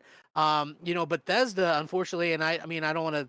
Like, I've talked to some people that do like some stuff in the community. Apparently, like the whole Bethesda thing, Bethesda runs Bethesda, right? It was like it could be true that Microsoft was a little bit upset with them not having that option in there, and behind the scenes, there's some stuff going on. Like, I don't know what to do. Like, you have to figure out. They have to figure out. Just like a boss, you give somebody an extra year, and you're like, "Hey, you still don't have this. Where you said you were gonna have it. We're gonna have some issues." Microsoft has to figure out the perfect balance between hands-on and hands-off, I think, because they're so afraid to go hands-on because people go look at what they did in the past. But then when you don't have any hands-on at all, there's miscommunication. I think there's some miscommunication going on. And like I said, I think that they should have delayed the game. I have no problem with it. Delay the games until they're ready. Until they're ready. Can I say something real quick? Yeah. Okay, so I'm gonna say this flat out. I think why a lot of people just take a dump all over Xbox right now is because a lot of people were playing during the time when Xbox had Xbox 360, when they had Peter Moore, when they remember the good times of Xbox. They remember when Xbox put out those fire titles. Now, Xbox, it's not the same company anymore. They have Phil Spencer, who's like Mr. Nice Guy, that everybody's always afraid to talk shit about and always afraid to bash on. He's just like their face. They have Matt Booty, also spinning the same type of language. They're not the same company. They want to become what they always want to become, a software company. They want to get You're correct, but I want to chime in real quick and just say that I understand the frustration. Hell, I'm even frustrated at some of the things that have been going on. It seems like it feels sometimes as if it's like, oh, last generation all over again, but it's so far away from that. And a lot of people are, in my opinion, getting it completely messed up. They look at something like Redfall, or they talk about the numbers about Hi-Fi Rush, and they kid themselves out of thinking that Xbox is ever going to be anything. They're always going to be terrible in their eyes. It's insane to me, because what they've said literally public multiple times, whether you want to believe it or not is your own problem. They are playing the long game out of all of this stuff. So you might be mad about Redfall. You might not look at the hi-fi numbers as something great. But when they say something like, hey, nope, let me finish. I am finishing, sir. Okay. But when you see what they say about, oh, we're going to go on ahead and pick up something like Activision Blizzard, but we're not even close to being done. And this isn't even the only thing that we're looking into, while other studios are still cooking, and we know that there's games coming down the line. To think that, oh man, they're on the brink of destruction is so far up your own ass that it's insane. Wait, what are you talking about? Xbox on the brink of destruction? No, he's saying if you think Xbox is not going to make it, or you think that it's always going to be doom and gloom down the road, I really like what you just said. I really do. The only part I would go back to is the very beginning of what you said when you said you have to understand they're in the long game. Let me just say something though, and the numbers are proving it. The longer they keep going the way they're going, they're losing people left and right. By the time they get to the strategy of the long game, my question to you, Ham, and it may be rhetorical, is who's going to be left? Here's the thing, though. Like your logic. Can I chime in here for a second? Xbox? Yeah, go ahead. Go ahead, Worry, and then I want to get Addict. Maybe it's just that I'm older than most of the people on the panel, but I don't purchase a video game system because 15 or 20 years from now they're going to do something really great. I purchase it because I want to play within the next 5 years some really great games. As far as they're going to do something great 10 years from now or 15 years from now, that's great if you're an investor in Microsoft or if you're a stockholder, but I'm not. I'm a guy who buys a toy essentially and plays with it. So that's it's kind of confusing to me, that outlook of 10, 15 years from now they're going to be doing something great. If that gets you excited to own an Xbox today, that's fantastic. I just don't understand that. He just said the long game. What's the long game? A year? Like, we know that's more than 5 years. So like, what is the long game to them? The long game to them is a Netflix type service that they're going to have all their games on, so people can access it on their TVs, on their phones. They already have that. Exactly. So the long game to them. But Sony did it first. Okay, so they're not even interested anymore, and actually. Well, they didn't have the infrastructure to do it. I don't think that's ever going to. You're talking about Sony Gaikai? Yeah, well, I mean, they had it, and they also had it on Blu-ray players. They had PlayStation TV. That's just another option. What have you seen with the long game, though? He's talking about PS Now that was on TVs. When you talk about Xbox long game, it isn't not having a console. Like, look, listen, the console to them is, it's true. It's no more important than any other cog in their thing, but it's like still one of the cogs. Right, so that they're not going to dump that. They've already started work, and it's confirmed on the next Xbox, and probably the one after that. And they're probably going to have a refresh. So let me ask this question, because we keep going back to this like long game stuff, right? Which whatever that means, right? Game Pass has been around since 2018, 2017. 2017. So 2017. So from 2017 to now is how many years? I don't feel like doing math. We're going on 6 years. It'll be 6 years, probably this June. 7 years. Yeah, 6 years. I mean, what long?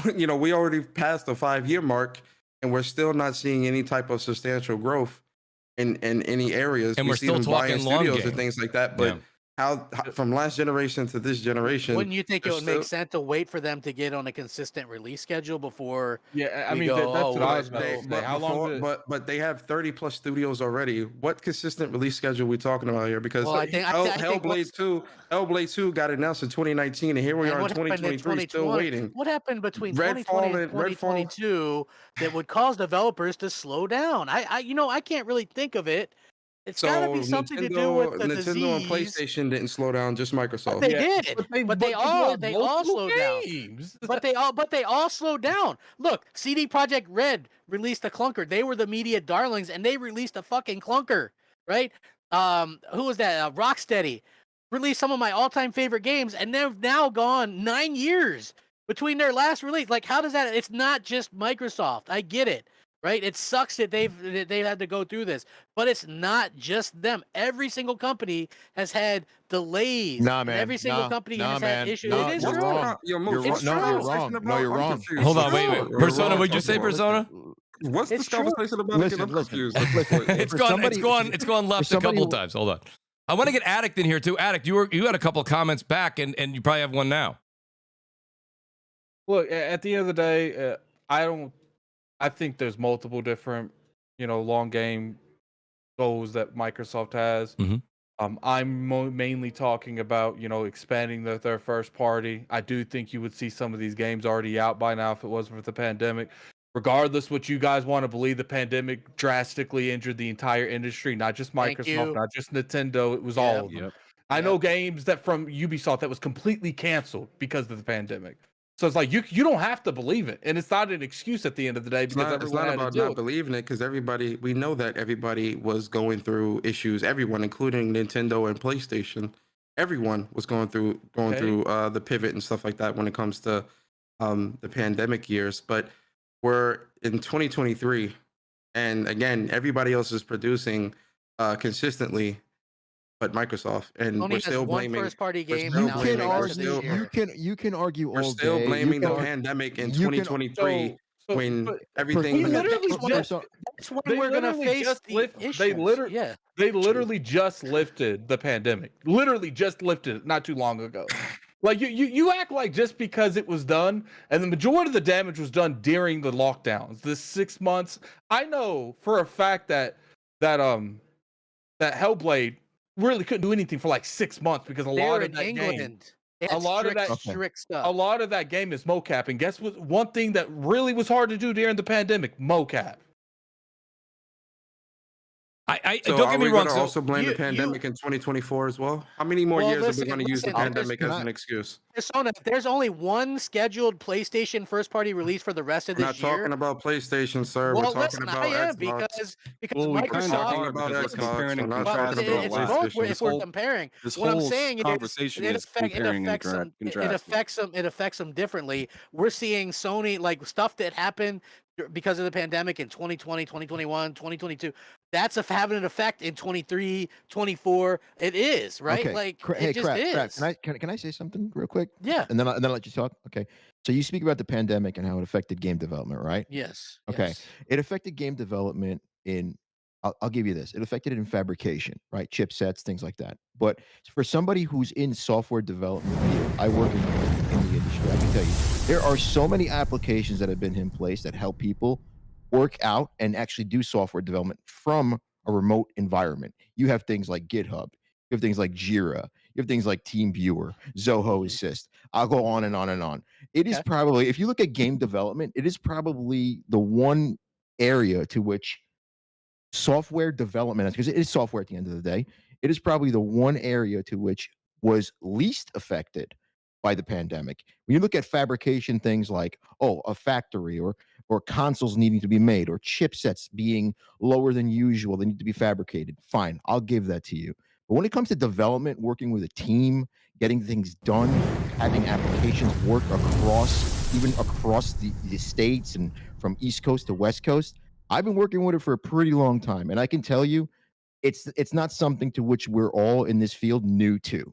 So I'm not going to give you that. I'll give you. Why were so many games delayed if it was such an easy thing to switch? Hold up. Let me get this straight. The developers that have come out and spoke on how difficult it's been to navigate through the pandemic, you're going to say just because you develop software, we're going to validate all of them because your team could do it. Everyone else is just no. I'm not saying my team. I'm saying teams in general. I'm saying in general. Can I speak? Well, let me also point out something else, right? Because nobody's gonna. A game that was already in development and had 2 or 3 years behind it, pre-pandemic, would have an easier time than a game that's trying to start 2020 from scratch, like remotely. Right? How do you do that? Wait, most of everything that PlayStation and Nintendo have shown from 2020 has released. Only company that has shown things in 2020 that has not released yet. Well, how come Sony hasn't had a first-party showcase in 2 years if they're doing so well? The showcase, no crap, but they've been giving you games. Why do you keep going? It's not a bro. It's not a whataboutism, dude. It's like let's stick to the conversation. Well, wait, let me ask a question. Listen, Mooch. They're trying to act like the pandemic didn't affect these other people, right? Well, hold on. I'm not saying that. Listen, if Sony had these games, if Sony has all these games, first of all, Sony doesn't have the games that people kind of hype up that they have. You know, like I think they've had some fair games, but I'll give 2020 to Sony's first party. 2021, I give them Microsoft's first party. They did much better. 2022, obviously Sony. 2023 first party, Microsoft is killing it. So as far as I'm concerned, it's been back and forth every single year. But crap, let me ask you guys. Microsoft had a terrible year in 22, but Sony's not having a great year in 23. Can anybody explain this to me though? People, Mooch, I've argued with Sony fans. Mooch, they're using VR games as an excuse. They're using DLC, right? They're Mooch, can we move on, please? Crap, hold on, crap. We know the list, but no, I hear you, crap. Hold on. Hold on a second. Hold on. Please move on. I am going to move on. I just want to make one last point, and we're going to move on. I understand both sides of what everybody's saying right here, and addicts, craps, personas, basher, but hear me out. This is the problem, okay? Halo was supposed to launch in 2020 before the pandemic actually hit. Big problems, right? They had 5 years since Halo 5. It's 2023 with the pandemic included. They still don't have a complete game. Yep. And that's the problem. That's the problem that people are seeing over and over and over again. Can we say the pandemic didn't? What games? Like you can't compare 343. Hey, Moose, talk about Everwild. 343 with some of these other companies, with some of these other games, right? Talk about like Everwild, I think that's a bad comparison because 343 was well known. People were calling for changes to happen there. I was years ago, Mooch. Yeah, I know. Bonnie I know, Ross, but why is she even working there? But crap, right? They didn't know how to monetize that game. I hear you. They didn't know. They didn't know what they were doing. But this is a systematic. To hold up this with is 343's issues with somebody else. I don't really buy into that. You know what I'm saying? But it just shows to the systematic issue they have at Xbox and their managing. Crap, the one thing that we did say for years, this isn't last year. We've been saying this since 2017, 2018, both of us. They need new leadership. Yeah, at some of the studios, like I don't have a problem with anybody at Playground. I don't have a problem. Name names. I don't have a problem. I'm just saying leadership. I don't have a problem with any. Yeah, listen, like I think that like when it comes to Bethesda, they're running themselves. I don't have a problem with that. I don't have a problem. I don't think Microsoft is very hands-on with anybody except for I think they're probably more hands-on with Rare, Coalition, and 343. I think that and Turn 10. I think they're hands-on with them, but I don't think they're as hands-on with the other ones. And I think they did the right thing with 343. Turn it all over. You can't have 10 people stirring the pot and putting ingredients in it. You've got to have one person with a vision. Right, Wait, and one person. You think what they did with 343 was correct? Like hiring basically firing everybody, getting rid of everybody, bringing in somebody with a singular vision for that franchise. I think that's the right choice. You can't whatever was going on before. Their turnaround rate at 343 was ridiculous. They had contractual employees building all of Halo Infinite to the point where their code was completely unstable because of the way that the way that they were hiring the contracts. Well, yeah, the contractors could only work for 18 months, and they let them go because they didn't want to pay benefits. That's another point. That's the rules. Right.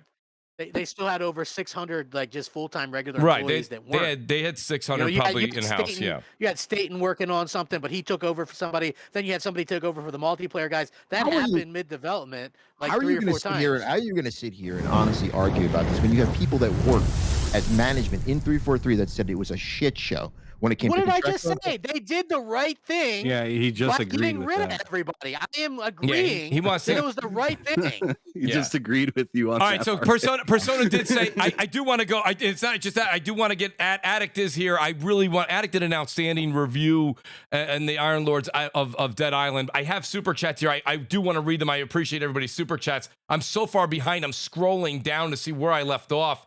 So I'm going to read these through, guys, but I do want to move on to the next subject as we are at 8:20 Eastern time here already. So Tears of the Kingdom Game of the Year by Lord Metroid. Lord Metroid, not fair when your name is Metroid. We know you're a Nintendo fan. Shout out to Lord Metroid. Donnell Brown here, he says, we can all agree. So well, take these with a grain of salt, everybody. Donnell gives me shit for being a Mets fan. He says, Sony is dog crap. Nintendo's dog crap. New York Giants is worse than dog crap. Pokemon is great. Shout out to Donnell Brown. I know he's always going to jab me some way, somehow. There's so many here. I'm so far behind. Holy crap. I apologize. I'll agree with the Nintendo part for sure, man. Nintendo sucks. Garbage. Be careful, crap. There's a lot of people who are going to disagree with that. Shout out to Supreme Samurai. He says, where are the most of the release dates for Xbox games coming from? Philip, I believe he says, how can Redfall be ready? Oh, no, I apologize. I read that one already. True Virgil, Hi-Fi Rush flopped, ? Speaking of flip-floppers, Crap is on the panel. Hey, take it easy, Virgil. Welcome back, Crap. He says, apparently he still loves you, though, Crap. Ghostwire Tokyo is set in Japan.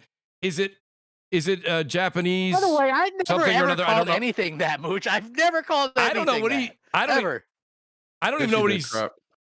What you didn't call? No, you didn't call anything anything. I know you didn't. Never ever called anything that. No, ever. Yes, no. Back in the day. No, I never said that word. I said something. Nope. Well, I'm moving on. True Sir X-Man says 40 months. In the bang bang days. Shout out to never did it. Never did it. That wasn't me.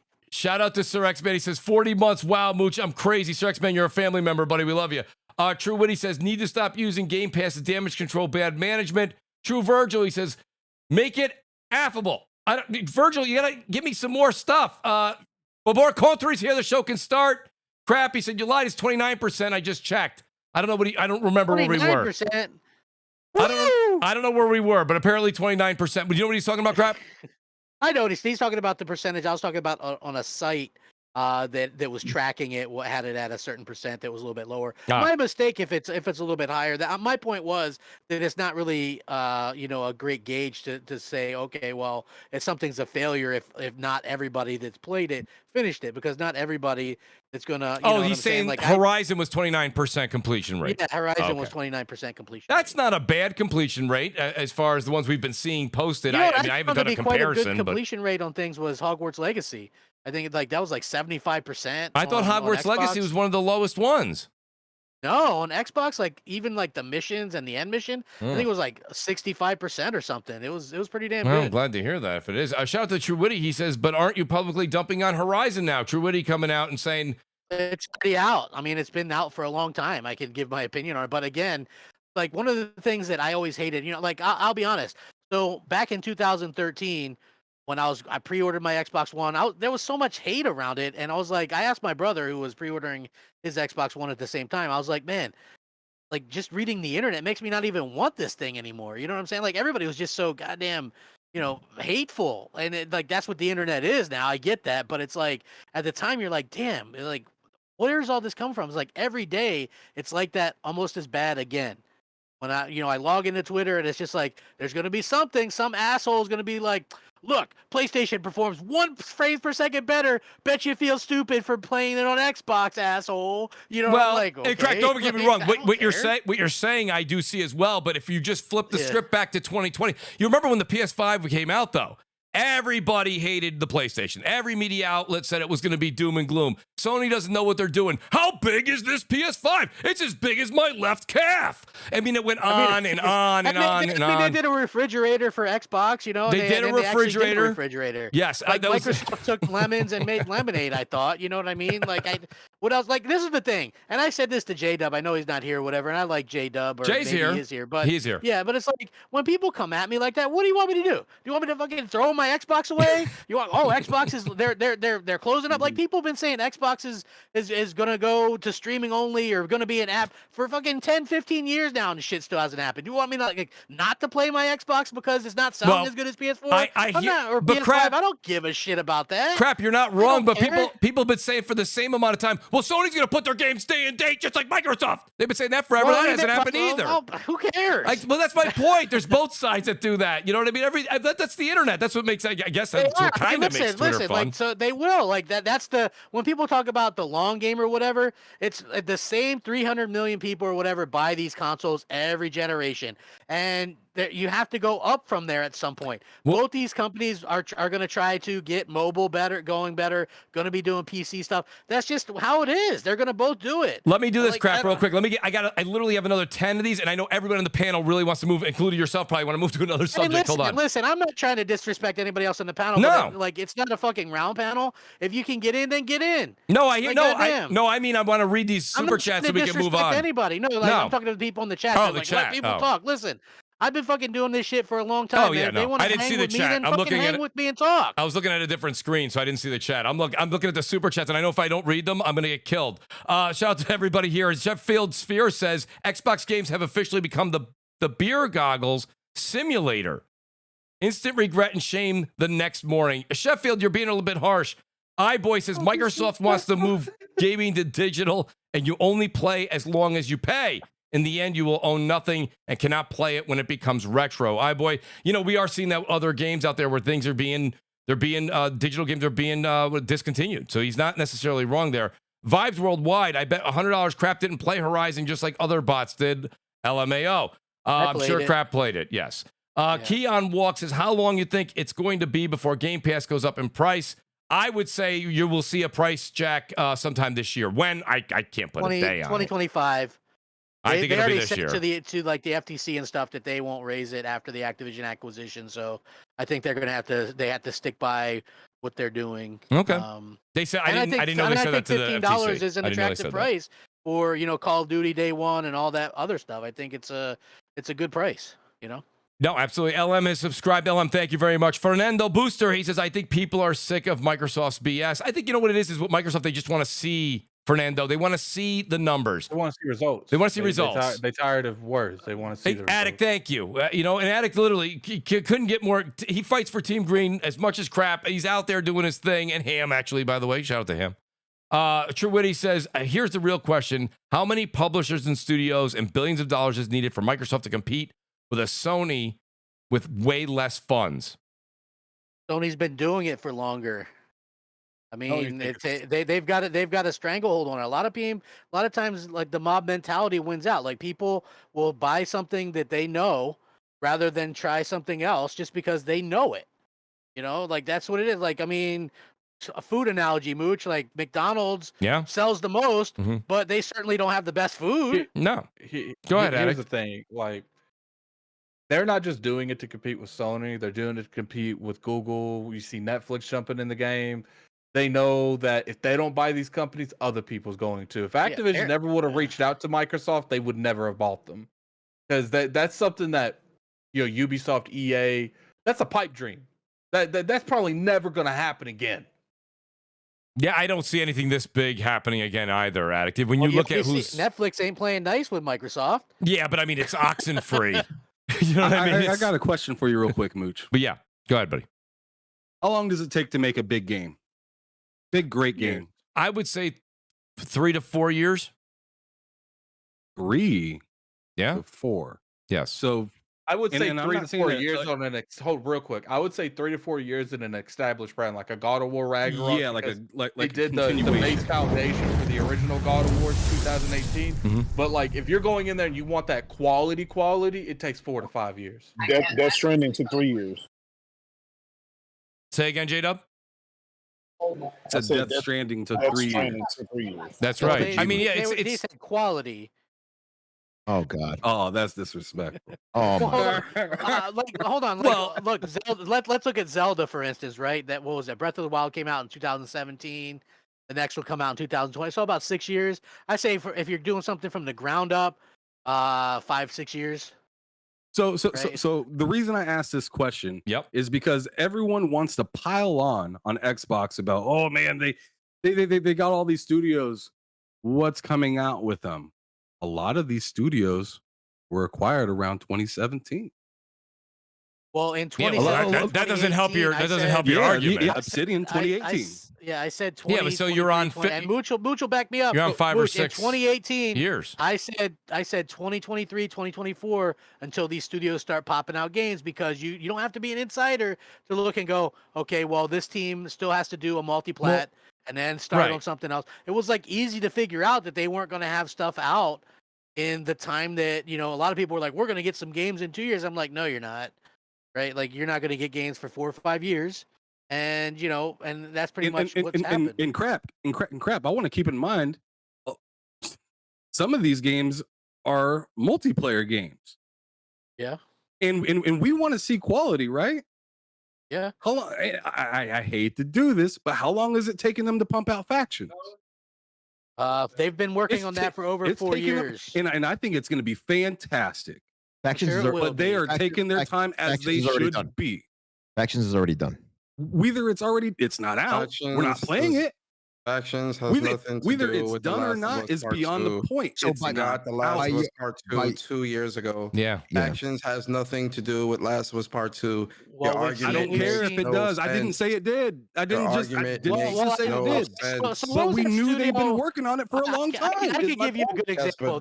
Your argument doesn't make any sense. It does.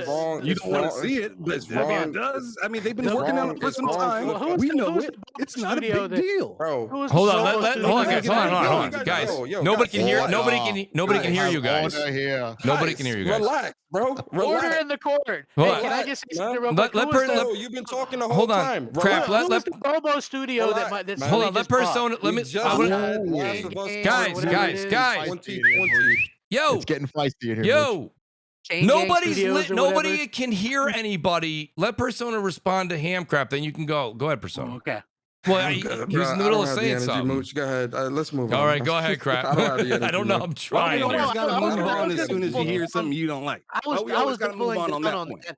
Saying that whatever studio, that JJ giveaway or Bobo Studio that Sony picked up yesterday or the other day, They have already been working on the game for 5+ years, since 2018, and we haven't seen it, or you know what I'm saying? Like, it takes time. Like I always say, hey, newsflash, game development is hard. I mean, what was the last GTA? We got 2 GTA. Yeah, but hold on a second. So wait. Crap. Wait. None. If we're gonna agree in a decade. But if we're gonna agree here for a minute, okay? Addict even said it earlier, and Ham agreed with him. He said, okay, if you're talking about a God of War, it could be faster, but if it's a new IP that's quality, then it's got to take longer. Well, where's Fable? Where's Gear 6? Where's Halo finished? Where's anything? But that's my point is, it doesn't matter what we're talking about. They even said that they're going to take a break on that because they. Oh, they're taking a break. Ham, if they take any more of a break, they'll be in a coma. Go ahead. If they started making Fable in 2020, and we're only in 2023. Crap. You're not playing that game. I'm gonna sound like you. You're not playing that till 25, 26. Might be. I don't know. And that's an established game. It's Fable. No, it's not. They're using, like, it's an established game from 2000. But we keep moving. We keep moving the post. It's like, well, if it's an established game, as God of War from David Jaffe to the new one. I mean, that's as established as. I mean, it's a completely different studio working on it with a completely different engine. Yeah, but there's okay. Where's Everwild? We're talking about generations. Where's Everwild? Ham, where's Everwild? We were showed that in 2017, 2018. Hellblade 2, there's tons of games that it goes on and on and on. That you still ain't seen shit. Okay, Halo's not done. Halo's not done. It has to be 5 years. Then it's the pandemic. Come on with these excuses. That's what I'm saying. It just keep moving. Excuse? We just got done saying it takes 5 years for a quality game, and you're like, yeah. We just said we just acknowledged that, and now it's a problem. Hold on. So let me get this straight. We just got done laying out a base that it takes 5 years, maybe 6 for a super quality game, and you guys are bitching that. No, we got God of War in 3 to 4 years. Yeah, dude, but we just established that was already there was already a blueprint around that. There was 3 to 4 years, and they can just reuse the assets. Hellblade 2 is an established franchise. Yeah, Hellblade 2 is going to be another version of Hellblade. An established one that got purchased and they're going all out in this one. I just think, honestly, I'm trying. You guys don't, well, buddy. First of all, everybody in the chat and everybody in the panel. Am I right? Everybody on the chat and in the panel saying take order. I listen, I have a voice here. There's not much I can really do besides say, guys, let me speak. Okay? That's all I can really do to take order. I've been doing this for a very long time. One of the things you don't do is you don't mute people. It's rude. So you don't do it. And you don't kick people off a show.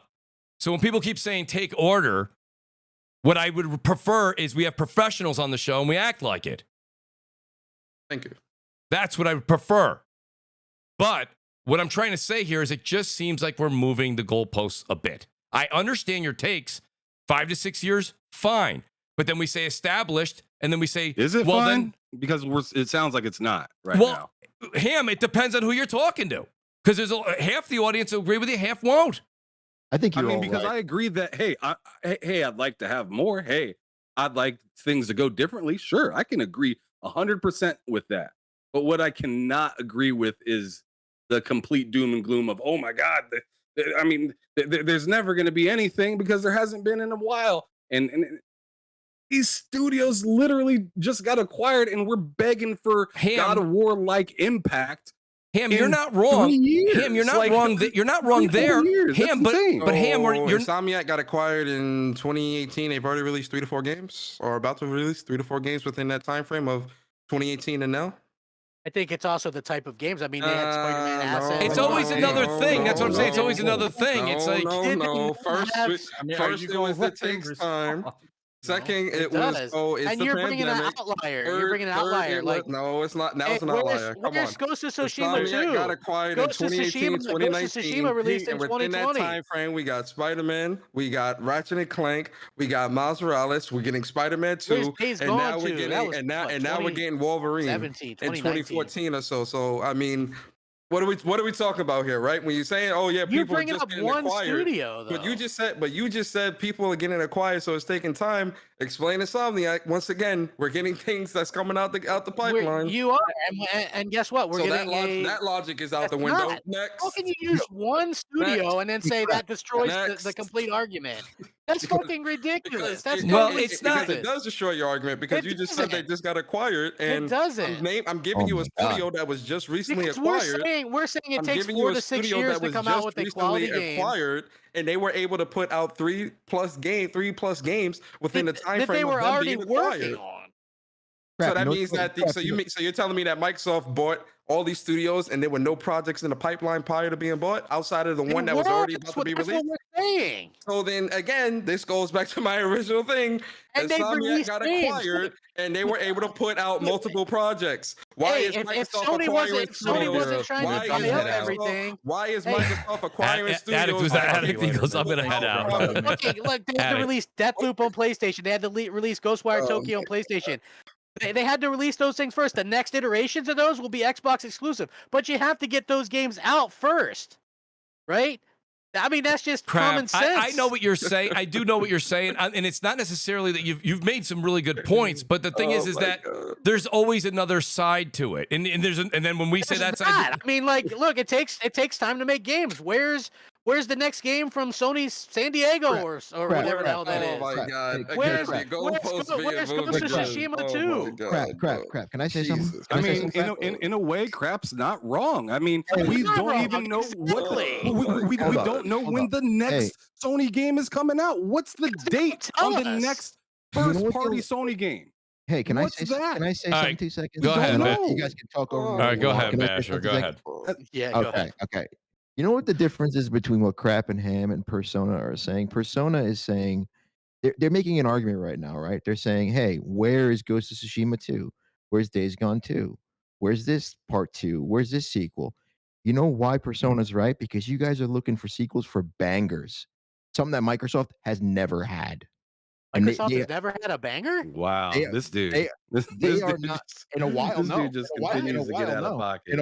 In a while, no, they haven't. He doesn't like them, so they're not bangers. That's what it is for him. It's not even that. I mean, you have to realize that everybody likes everything. That's fine. That's fine. Button Basher doesn't like something, so it's trash. It's not that. I'm not saying that. No. That's literally what you just said. You guys are making the argument right now that where's Ghost of Tsushima 2? Where's Spider-Man 2? Where's this? But these are all titles that were created, that were made, that were just huge. Something that Microsoft is lacking at this point in time, right? Like, I wish I was. I mean, they're releasing Starfield this year. That's going to be. You've been talking the whole podcast. So let me finish. Of course, yeah. Okay. So, you're. What I'm trying to say here is that the argument goes back to the fact that I'm with you on that. Like, I want Microsoft to have their Ghost of Tsushima, have their Days Gone, and you're making the argument back, like, where's the part 2s? Where's the part 2s? But Microsoft should be in that same camp. Like, where's their part 1s, dude? Like, where's their releasing them? Where's their Days Gone? Where's their Spider-Man? Well, I don't want them to release those exact. I don't want them to release copies or anything like that. I don't want them to do a God of War. So you're saying you don't want Microsoft to have the same titles that Sony has? I want them to do stuff that's different. I buy a PlayStation to play, the single player PlayStation games. I buy Xbox for varied reasons, but it's for. So you're gonna sit here and tell me right now that if Microsoft didn't have the same type of titles that Sony has, like on the same level, like you wouldn't care. You mean the quality? Like, I think the quality's there. I think like Starfield's going to be there. I think that's going to be that's going to be the game that's going to make people go. No. I'm not talking about Starfield. Stop with the Starfield. That's all Microsoft. Because that's all they talk. Starfield and Redfall. Redfall's already. Those are the two games coming out the soonest. Redfall's going to be. It's like telling somebody to shut up about Spider-Man. It's like silly. Like, what are we doing? Well, Spider-Man's a banger. So anyway, regardless of that, I'm not talking about that. I'm talking about the fact that you're bringing up. There's just nothing. It's not even out yet. You're bringing up Starfield. Okay, you're bringing up. You're getting a headache. I'm getting a headache because you're talking in circles. You're like, don't talk about Starfield, and I'm like, well, that's the banger. That's the game that everybody's most looking forward to. You don't even know how that game's going to be. I'm talking about games that are already released. What are you talking about? I mean, listen, it's Han Solo Simulator. What more? I'm sold. What else? You know what I'm saying? Like, holy shit, Skyrim in space. Fucking, I spent weeks in Skyrim. Mooch, I swear to God, Xbox fans are the only fans where games don't come out and they already know how good they're going to be. Like, that's how. Well, the thing is, you just said Spider-Man 2 is going to be a banger, and you've never fucking played it. Oh, I know that game's gonna. You Okay, so oh you can say That's what I'm saying, dude. Like, this is silly right now, bro. Well, hold on a second. I think when it comes, listen, you guys, it's a framework. everyone, the problem is everyone's saying stuff so quick to get a word in, and then it doesn't hold water. What I'm saying is this: what I was talking to Ham about earlier was this. I said the only point that I was trying to make is that we wait for a very long time for games, and forget whatever the reason may be. Whatever, it doesn't matter what the reason is. We've waited a very long time. And here we are, it's 2023. Okay, Hi-Fi Rush was good for what it was. I understand that. Not taking that away from anybody that enjoyed it. But then Redfall, that was actually a game this year that I was looking forward to more than any other game that Microsoft, more than Starfield. I just like that type of game. I wanted to play with friends, right? I wanted to jam out. I love the zombie thing. And yes, I can make a caveat for vampires, absolutely. So I'm like, I'm down. I'm totally down.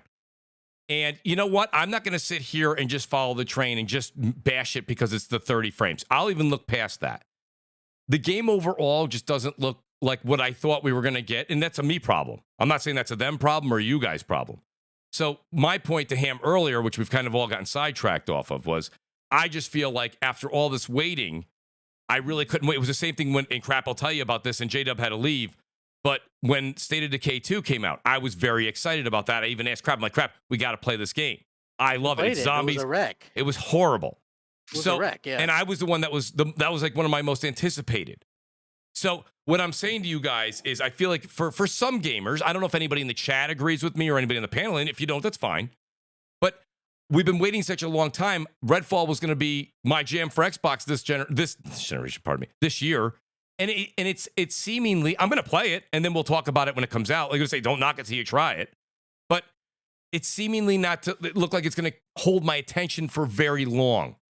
And I'm like, that kind of sucks, you know? And I think that when it comes down to it, like Ham, you were saying, you can't just say, oh, this sucks. I agree with you. You can't do that. But at the same time, a lot of people are tired of waiting. And you do have to understand, I say this as well. We are all in the gaming community. We talk to each other on Twitter. We do podcasts. We podcast together. We buy all the games, or we try to get our hands on as many games as possible to either review them or talk about them on our shows, etc.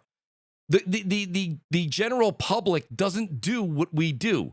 Like, the general public is not going to buy. Are you saying that the majority of people don't care that Redfall's 30 frames? They might not, Crap.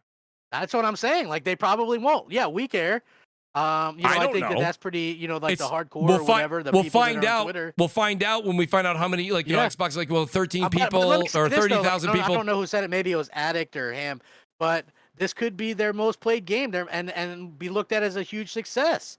Right? Like I know people hated that Gotham Knights game. Me. I said it will be their Arcane's most. Arcane's. He said Arcane's most. Yes. Arcane's most. Yeah. Sorry. I like everybody. There's been a lot of people in here, but yeah, I agree with that. I think it will be like people are all like predisposed to like, oh, it's gonna fail because of this. Like I know Gotham Knights wasn't reviewed great. I liked that game. It was 30 frames or whatever, but I enjoyed the story and played it for what it was. Hell, I enjoyed the Avengers game story for what it was. I never got into any of the multiplayer stuff, but I enjoyed that. I mean, I know that was different. That was a higher frame rate or whatever, but we all kind of look to different things that we enjoy. Again, I try actively, and probably one of the reasons besides work schedule that I don't podcast as much anymore, but it's like having something that you're looking forward to constantly getting shit on kind of sucks. So I try not to do that in a roundabout way and let, I guess after the fact, 2 years, a year later, you want to talk about it. How do you really feel? Yeah, sure. I don't have a problem with that. But, again, just completely taking a big shit on things that people are looking forward to. That sucks. It does. Like people, and I don't like doing that. But it happens on Crap. What I say all the time is, I get your point, but it happens on both sides. So it does. Hey, I'm not discounting that. Yeah, it's not if this was a teeter-totter, we would literally be sitting at both of us with no feet on the ground because we're literally at halfway. It's just the way it is. It's just the way that it's the way. And a lot of people say, and it's funny because I want to read the rest of the super chats, and I know we're not going to get to a whole lot of topics. I've done a hell of a job the past couple months of getting to all the topics, or at least 70% of them. But we're going to fall short tonight. But a lot of people always say, Mooch, I don't understand why you do this. I don't get this. I don't get that. And, I prefer to have, listen, whether Button Basher and Crap are on the same page, or Persona agrees with Ham, or Ham agrees with Persona, you understand something. I like to have a difference of opinion on the show. You know what I mean? And what you're seeing here is really no different than you're seeing on social media in some of the community spaces. It is what it is. People have different opinions on games and how things are being brought up. Some people agree with them. Some people don't mind waiting. Some people can't stand it anymore. A lot of people just feel like they don't want to wait. They put their time in, and that's where you're hearing that frustration with the Xbox side. And I think some of the Xbox guys always go, well, I get that, but they should wait longer. Well, it's if you can wait longer, that's fine. That I get that. I get that it is hard, but it's like if they're trying to give developers enough time to do their thing, I guess. I mean, which they rush it, and bad things happen. They're bad games, and they'll go Game Pass fodder. Well, I mean, that's like, again, that's the thing, crap. Maru, Mooch. Prove it me is. Wrong. It is. Kobayashi Maru. It is. There's no win. That's great. Well, see, Mooch, for me, it's like I'm not happy. No. About the situation. No. Like let me be real. I'm not happy that I know you're not him. Wait or hear 30 FPS is what I'm starting when it literally said it on the splash screen of the video game when you looked it up to download it. It literally said 60 FPS and now it does not. Like, I'm not happy about that, but hey, what am I going to do about it? And at the same time, hey, I don't have to run out and purchase this game. It's in a $15 a month service that I was paid for already. So why am I gonna like I'm gonna be disappointed? I'm gonna state my frustration, but I'm also gonna keep it fucking moving. You know what I'm saying? Ham, let me ask you a question. Do you have a PS5? Yes, I do. Do you have a Switch? Yes, I do. Would you agree that would you agree most people don't have all three? Oh, absolutely. So could you understand some people that have just an Xbox and bought in on the strongest console, the best console, things are going to change, all the propaganda, and here we are 3 years later, and yes, they bought into Game Pass, but they haven't gotten the one pitch to Game Pass, which was first party, AAA, exclusives day and date. They're just not there. So what I'm saying to you is, and this is what I always say, this goes for me too. This is not about Ham, it's about Mooch too. We are in the gaming community. We do this. We game on everything. So you say to me, hey, Mooch, I don't have a problem. I'm already paying for this. I don't mind to wait. I'll just play Sony games while I wait, or I'll play my Switch, or I'll play on my PC. Cool. But a lot of people bought their Xboxes. But see, I don't do that. Well, no. Well, whatever. I'm just saying, but other people only bought one console. And some people are feeling like, I've been waiting a long time. I don't want to play Left 4 Dead in Game Pass. I want the big AAA games. I've been paying. Think about somebody else who's been paying for Game Pass since 2020 November, waiting for that big AAA game to launch in there. I would hope that if people were unhappy with it, they just like what I do with Netflix. I put it on hold or whatever. You know what I mean? Like, right, but that doesn't mean your frustration for having your favorite console not performing. It doesn't. Listen. I get frustrated too, and I'm not trying to do a whataboutism, but I haven't turned on my PS5 since I beat God of War Ragnarok in November of last year. But that's your choice. PlayStation has games, you don't want to play them. That's fine. Well, no, I play the exclusives on there, but they haven't had a show. Again, they haven't done a good job of getting me excited. I know. So but see, that's different though. Getting you excited personally, you have other options. You've mentioned it a number of times tonight. I'm saying there's others that are playing just on Xbox. They only have an Xbox. I would always suggest getting both. Series S makes it easy and accessible. I agree with that, but we can't. We always say this. You can't. We can't speak for anyone else's wallet. So I mean, my thing is that's where some of the frustration comes in. I always say we have to remember on the panel and in the chat, guys. This goes for the chat too. You guys literally hang out with all of us on all of our different channels. You guys are just as much in the know as we are. The chat is, you guys game on everything as well. So, I mean, we are all, this is, whether it's the chat or the panel on any show. Let's run through Redfall, Mooch. Well, absolutely. I told you I'm going to play it. That was the game I was most anticipating this year from Xbox. We'll see. We'll give some opinions on it, man. If it stinks, then it stinks. Well, if it stinks, it stinks. We said the same thing with State of Decay, too. I mean, I was the one that, even said to you got to play this game crap. Yeah, we spawned in the walls. I was stuck in the floor. I think Luca was stuck in the floor. Shout out to Luca. I'll say it was funny. It was funny. I mean, they had a reset button in the game. Like you go to the menu. Oh, that's and you can right. I mean, that was not a great thing. They did have a reset button in the game. So let me just a couple of these super chats here because I do owe all these great people a good readout here. What is it here? Shout out to Fernando Booster. He says, I think people are just sick of Microsoft. We already said that. True Witty. If I read these, I'll skip over them. I apologize. Rice, I think, says Xbox fans 2023. The games are cooking. Microsoft has the studios. 2021 announced Spider-Man 2 will release before 2019. Revealed Hellblade 2 has release date. We already talked. Right, I'm reading through these fast just because we've discussed this already. PlayStation Rewind, but I truly appreciate all the super chats. It means the world to me. He says, a shout out to Persona for keeping it real. PS Rewind. There you go, Persona. Muck45 says, everybody talking about COVID, but only Microsoft won a year without a first-party game. Y'all, come on, man. What are we really talking about? This seems like damage control. So Muck45 is not having it. Juan Sosa Gaming says, stop the cap. The excuses are played out. Glinser says, Xbox has had a pandemic for 2 consecutive generations. That's kind of funny in a sense. Not that the pandemic at all, but they did kind of go on a drought the last half of Xbox One. Those sparse PS4 years. They were those PS4 was sparse definitely in 2015. 2014, they were sparse for 2015, multiple years. I thought Xbox One had the far better lineup, especially launch year. You got Sunset I thought the Xbox One launch was of course I'm on record as that. I thought the Xbox One launch was phenomenal, and even into the first year with Titanfall and even having the exclusive with good for the Lara Croft there. Nice. Yeah. So I do agree with that. I thought it was good. Shout out to Glorious War. He says, did Redfall not get the 60 FPS due to the pandemic? Not sure about that. Basher, who's also in the chat, he says, thanks for having me on. You all are awesome. Thank you, Basher. Appreciate that. WoolleyGamer, the great WoolleyGamer, he says, Factions was announced 2 years ago.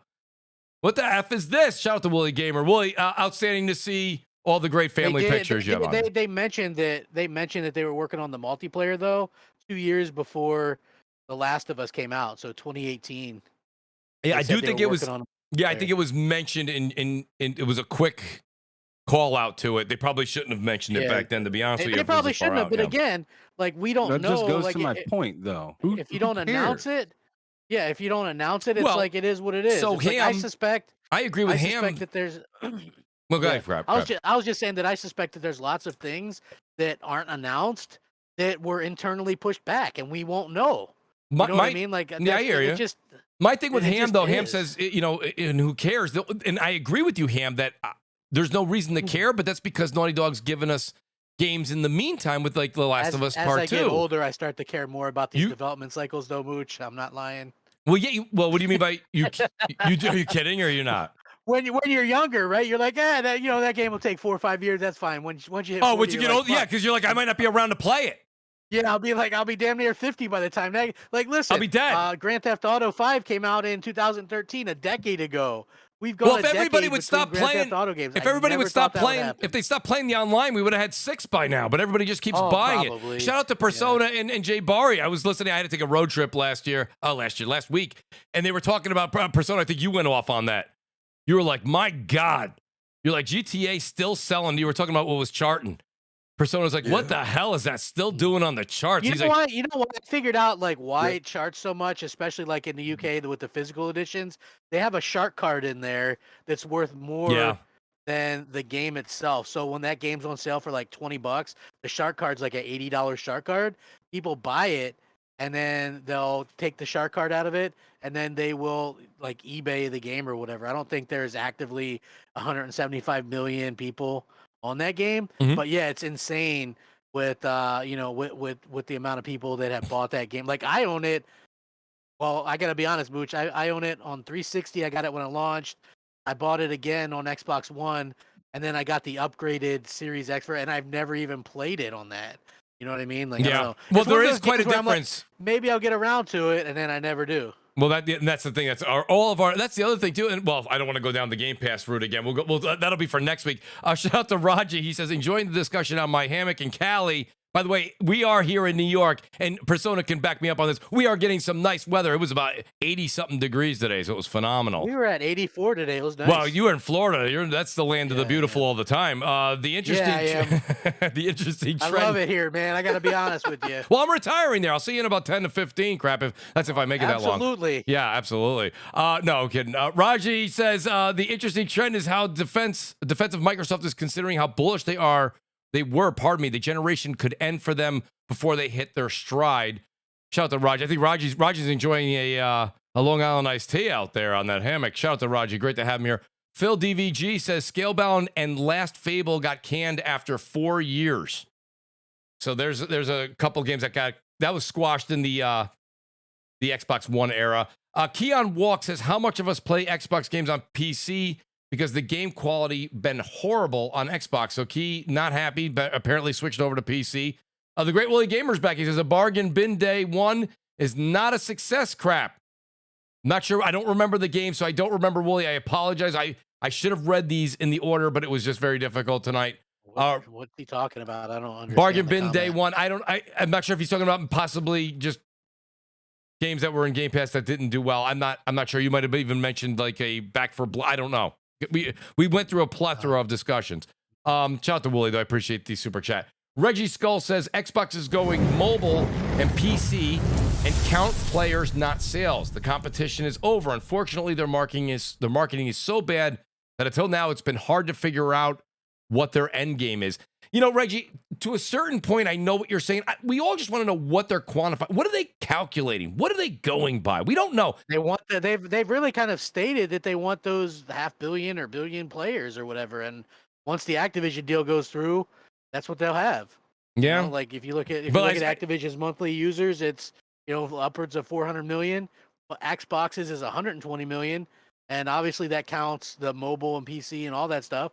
And that's what, that's going to look good. Like people go, oh, well, Xbox is in last place. But if you look at, and listen, I don't particularly care. It's $1 trillion company. Let them figure out the deals.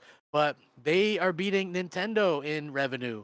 So Nintendo, who sells 130 million Switches and ungodly numbers of exclusives, and yet they still fall under Microsoft or Xbox in the revenue department. So again, like Microsoft is going to be making money. Essentially, I feel that Call of Duty and the Diablos of the world will fund everything else. I think I felt that Minecraft was funding Xbox for a while, and this will be no different.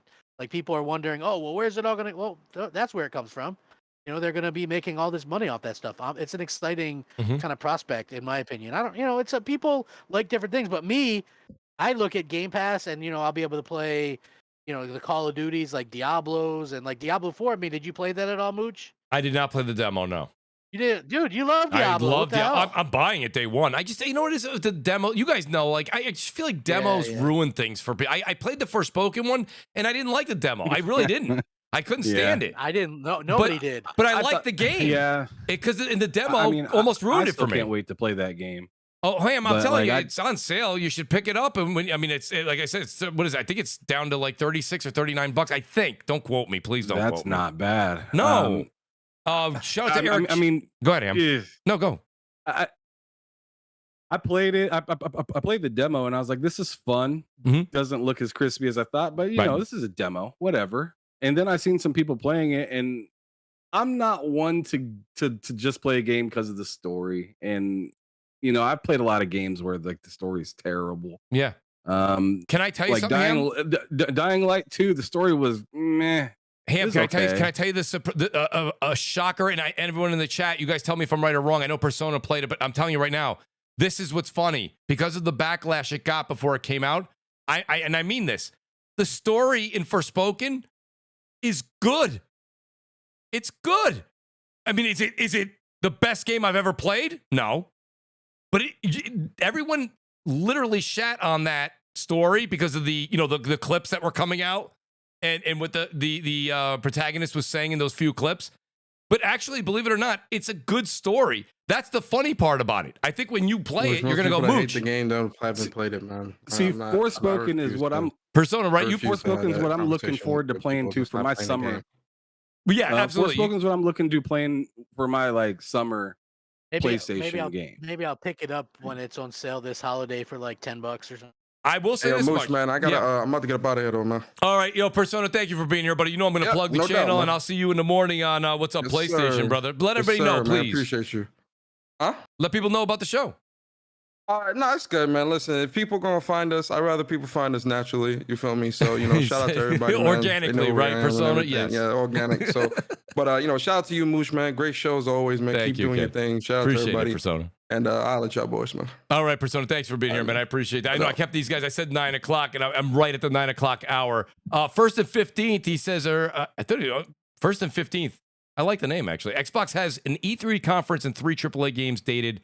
Relax. So 1st and 15th is feeling pretty good right now. And Babor Contri comes back. Babor, you know, Crap, you and Babor have such history. He says, Crap, next time, let other people speak. My time. Yeah, they can speak if they want to, man. The GG. great Babor country is here, guys. Honestly, you know, a lot of people, and I have to say it to go back and forth a bit here. It is difficult. I know him. Ham's got to go over to shout out to K Mega as well. He's going over to do K Mega's podcast. I just had a great, even though there's a lot of back and forth, a lot of discussion, it is called CrossFire. You know, it's funny too, the four of you that are here, pardon me, the four of us that are here, it was a couple of weeks ago, I had this show, and it was very mellow, right? We got through like about 12 topics, and all these people were writing me after the show. They go, Mooch, that was probably the most mellow CrossFire, most chill CrossFire ever. And then some people were writing me going, you got to get back to the original way CrossFire. I can't win. So some people love the... because I just saw that news today, and I was like, you know. Oh, I saw it. Well, Crap, I knew you were... I had a lot of opinions about it.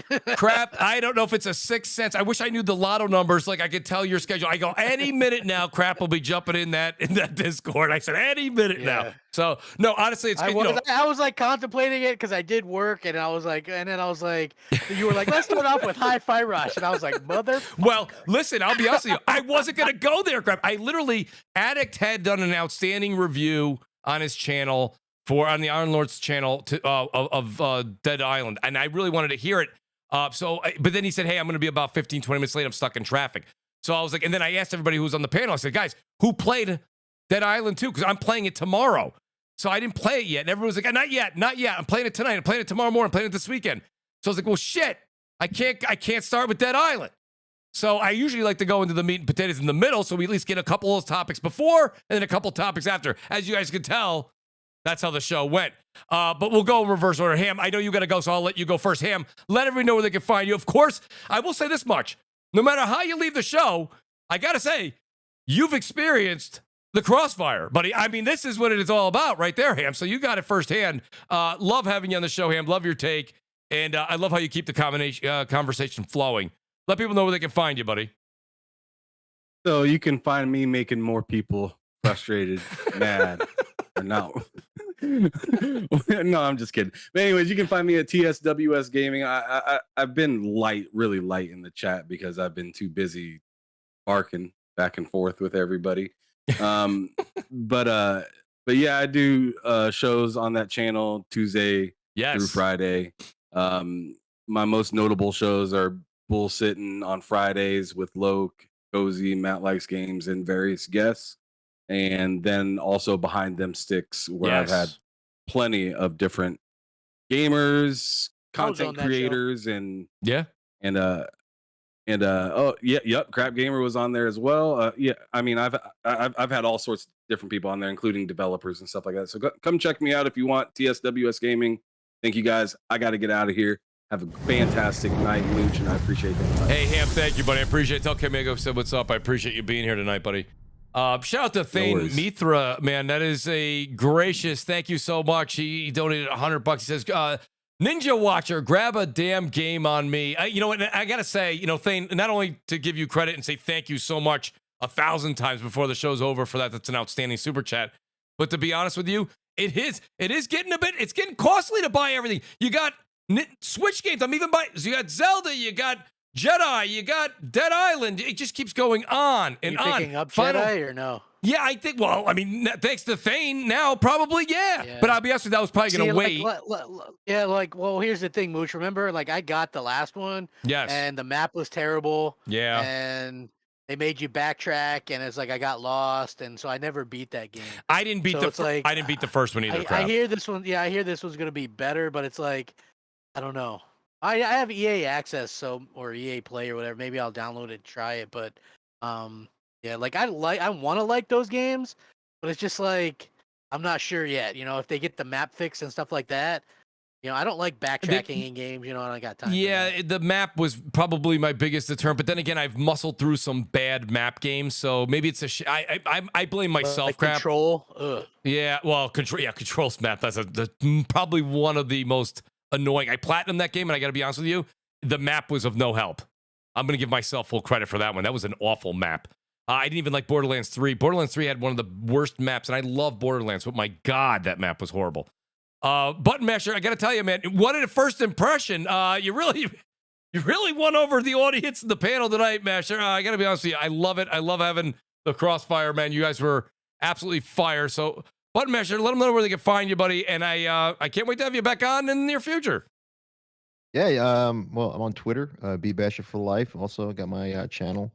I was happy to come on board tonight and battle with the big boys. Yes. And it's all in love. You know, I get it. You know, fans are fans, and but yeah, we have our podcast every Sunday. Me and Vance, we do our thing. We just actually got a new guest on board, a new member of the team, which is going to be great for this Sunday's our Very podcast cool. this Sunday. And yeah, I mean, this was a lot of fun, and I definitely feel lucky to be on board and join the discussion. So thank you for that. Thanks for everybody who watched and you know, came and supported you. I appreciate that. Button Masher, I got to be honest with you, outstanding to have you, man. Very vocal. A lot of people that come on for the first time are always quiet. Not you. You are not quiet. I got to tell you. And it's great. No, it's great. I encourage that, man. It's great to have people's opinions out there. That's what this show's all about. And like you said, not everybody's going to agree. And listen, I'm a Mets fan, right? I defended them for 20-something years. People who like what they like, you know, you're never going to truly change anybody's mind, but it's always great to spark discussion. And sometimes when you leave a show, I always hope that somebody goes, you know what? I didn't think that way when I came onto the show, but after hearing a couple of times what it was and where they're coming from, you know what? You might not still believe it, but you at least understand where they're coming from. And that's the whole point of it. So, Button Basher, I appreciate you being here. Again, let me do a couple of shout outs to everybody real quick. Persona had to leave, but Persona and Jay Bari doing What's Up PlayStation tomorrow at 11 a.m. Eastern Time. Shout out to the great J-Dub City. Jay was supposed to be here, but his flight was delayed. And with his flight getting delayed, he really couldn't chime in because he was on his phone in an airport. So the few times you did hear Jay, it was a bit muffled. And he's like, listen, I'm not going to ruin the show. He's like, you can't hear me. I got to go. So shout out to Jay. Appreciate it. Maybe we can get Jay on again in a few weeks. The great Worry Wart, who has also joined us for a few moments, and then he had to get back to work. And let's not forget Lord Addict over with the Iron Lords on Sunday mornings as well. Pardon me, Sunday afternoons, 1 o'clock. Great to have Addict. Maybe we can get Act on, or maybe he can join me during my stream. Tomorrow, guys, check me out, twitch.tv. I'll do a little self-plug. It's Mooch TV. Drop the O's for zeros, M00CHTV. We're going to be over on Twitch doing Dead Island 2. So it's going to be a lot of fun. I'm going to go for many, many hours on both Saturday and Sunday. I'm just going to play the hell out of it. Anybody who wants to join me, join me. I hope to see you all in the chat. It means the world to me. JRow49, thank you. I appreciate that. What's up? Shout out to Lethal Papa. Great to have Lethal back here doing his thing as the mod, one of the mod bosses. And then you've got the great Thane Mithra. I want to say Thane Mithra, thank you again. And thank you to everybody for the super chats and everything tonight. Outstanding show. Hey, listen, it's Crossfire, not Kumbaya. That being said, we'll see you this weekend on twitch.tv, Mooch TV, and we'll see you next Friday, 7 p.m. Eastern Time. Until then, guys, go play something and enjoy yourself. Have a great weekend. Peace out and good night.